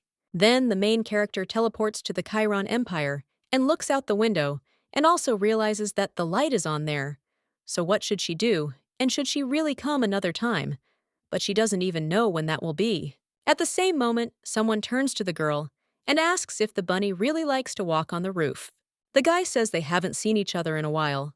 When the main character turns around, she thinks it's terrible because she's caught his eye again and has no choice but to run. At this time, Paris claims that Pian is not there, and the main character asks what he is talking about. And she also thinks how this guy understood that she wanted to see Pian because he really did it by smell. The guy at this time claims that he thinks that this guy is now in the house of Count Heir, so she'd better hurry because not everything is well there. The main character wonders what "I'm fine" means and whether the guy is sick. Well, then she also understands that she shouldn't trust this guy's words. However, she still thinks that if it's true, it would be better to check. After which, the main character thanks him and teleports away. The brunette realizes he forgot to mention the guy was drunk, but thinks, oh well. When the girl teleports, she realizes that she has already used magic 3 times, and it is a little difficult. Well, then she finds a bottle of alcohol in the room and wonders what it is. Then she looks at the bed and sees a guy sleeping there. She realizes he has hair like silver threads, long eyelashes, and a thin chin. And also what catches her eye. And then the main character almost touches the guy's chest. But at the same moment, he takes off his cape and thinks that he needs to hide this beauty. Lyra? She understands that it was dangerous. After all, the guy is so handsome for a reason. She also sees that there are no problems, except that he's drunk. But then the girl also realizes that she needs to hurry. She also claims that she will leave the ring there, and also a note on how to use it. After which, the girl realizes that everything is ready and it's time for her to leave. But as she's about to do so, someone grabs her arm. It turns out it's Pian, and the guy says he missed the ferry. The girl's heart practically jumps out of her chest. She also tells the guy to wait and suggests that he let her go first. But he replies that if he doesn't answer, she will go to the world of fairies. Lyra. He asks why he kept saying this, since he didn't believe it before. But the young man claims that he simply couldn't be honest. The lady is so beautiful, so it's obvious she's a fairy. The main character, confused, then asks if he's doing this on purpose. But then the guy asks her what she thinks. After which, the young lady immediately leans back and also screams for him to wait. Lyra understands that she was able to overcome herself and did a good job. The young man wonders if this is a dream. The main character cries out that this is reality and tells him to let her go.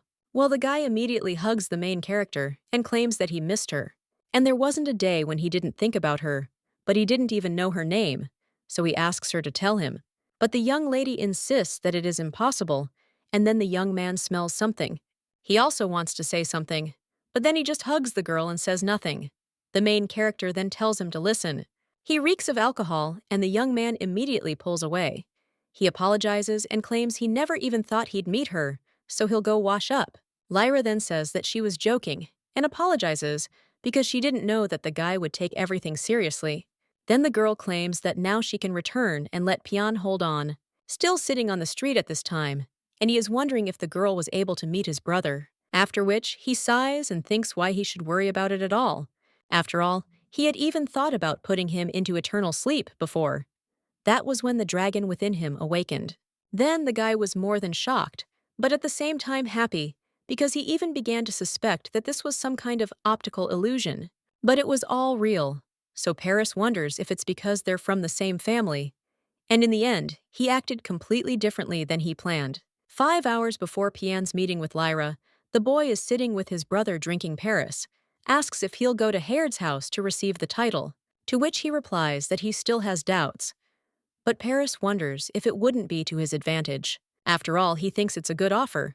But Pian replies that he already said he was still thinking about it. He needs to go with his mother, because they won't let him go alone. The black dragon then says that it will definitely be hard for her to be there. At this time, Pian turns to his brother and asks if he remembers the fairy. But the black dragon wonders if he got drunk and the guy started hallucinating. But Pian claims that he also saw her on the day when the dragon awakened in him. He said she had hair that matched the light of the stars or the moon, and violet eyes that were literally drowning in Paris.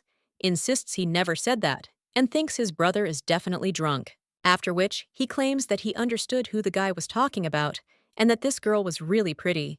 Pian replies that she's not only beautiful, but also smart and kind, and even has magic powers. And most importantly, she smells Paris shocked, insists that he'll actually write those words on his grave. After which, he asks who she is, to which Pian replies that he doesn't know. If only he knew her name. Paris then asks if he would have taken her.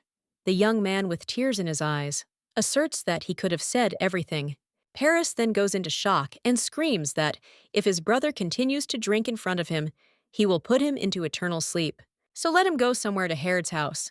Pian then gets up and says that she will definitely come there, after which he teleports away and insists that he needs to go Paris.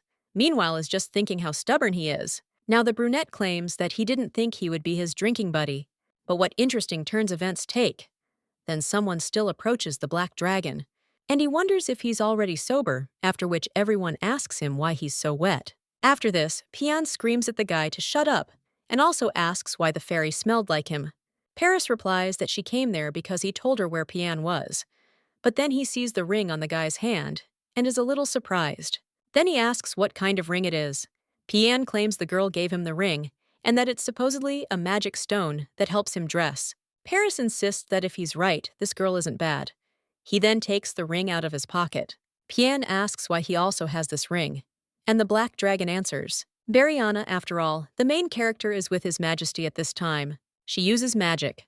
When the man lets go of her hand, she claims it's good and compares it to the first time. So they'll leave it at that for today. He also asks how the girl's heart is feeling, and she replies that it's slowed down when it hurts. His Majesty claims that the condition has now improved, but it is still dangerous, and her magic is developing and growing. The young lady realizes that he has taken out this watch again, and she understands that it is somehow connected to her. But she still wonders what if Lyra knew, and she simply can't ask. Christopher asks her if she has any questions, to which the protagonist replies, no, wondering when they'll finish the treatment. But the Emperor insists that, unfortunately, it's his whole life, and the girl asks why. He replies that even if he fixes his magic, so as long as other magic continues to creep in, nothing will be fixed. The main character then asks if the Emperor has finally figured out what kind of magic it is.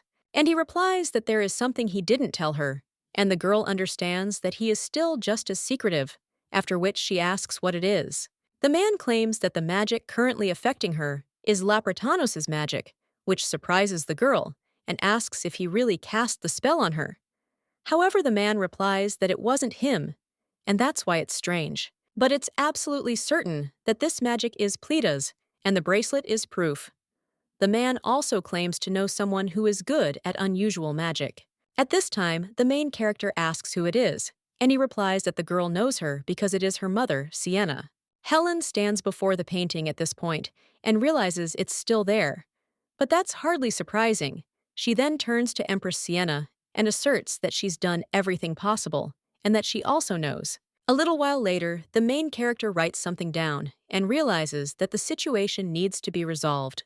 Her heart hurts because it is fighting with the magic that was inflicted. And this magic belongs to the magic of Pleta. Majesty can use such power, but it was not him. And there is one woman who can use special magic. It is her mother. And the main character wonders if this means she's to blame. Well, she still doesn't understand the reason. Lyra. She thinks that it didn't seem to her that Christopher was lying, but she still doesn't believe it. 3 of them were happy, so the girl wonders why Lyra fell into eternal sleep. At this moment, she hears someone else knocking on the door and telling them to come in.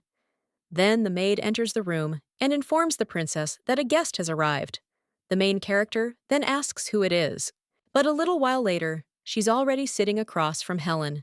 The girl thinks about how uncomfortable she is and how soon this pressure will plunge her into eternal sleep. When the lady with blonde hair finishes her cup of tea, she thanks him and says that she will go, and the main character wonders if she really just came to drink tea, and if this is really a cafe. Lyra also asks Princess Helen if she had any business with her, to which the girl replies that she did not. And the main character says that this is how she thinks what is wrong with her, and does she really have such a hobby of just coming? Helen, meanwhile, tells the girl not to misunderstand, as she was told to come, to her Lyra asks who did it. To which Helen replies that no one except one person could have told her such a thing, and that was Her Majesty Sienna. The main character wonders if she's doing this on purpose to keep her promise, or if perhaps this girl is simply not very sociable and doesn't know how to connect with people. Then the girl thinks, well, it doesn't matter, because this is her chance. And it needs to be said again, after which the lady tells Princess Helen that she will repeat herself and does not intend to compete with her. She returned there because her condition has worsened, and His Highness is helping her to heal. But the lady with the blonde hair asks if the girl wants to be believed. After all, it's enough to give it to her once, and there won't be a second chance. After which the girl leaves.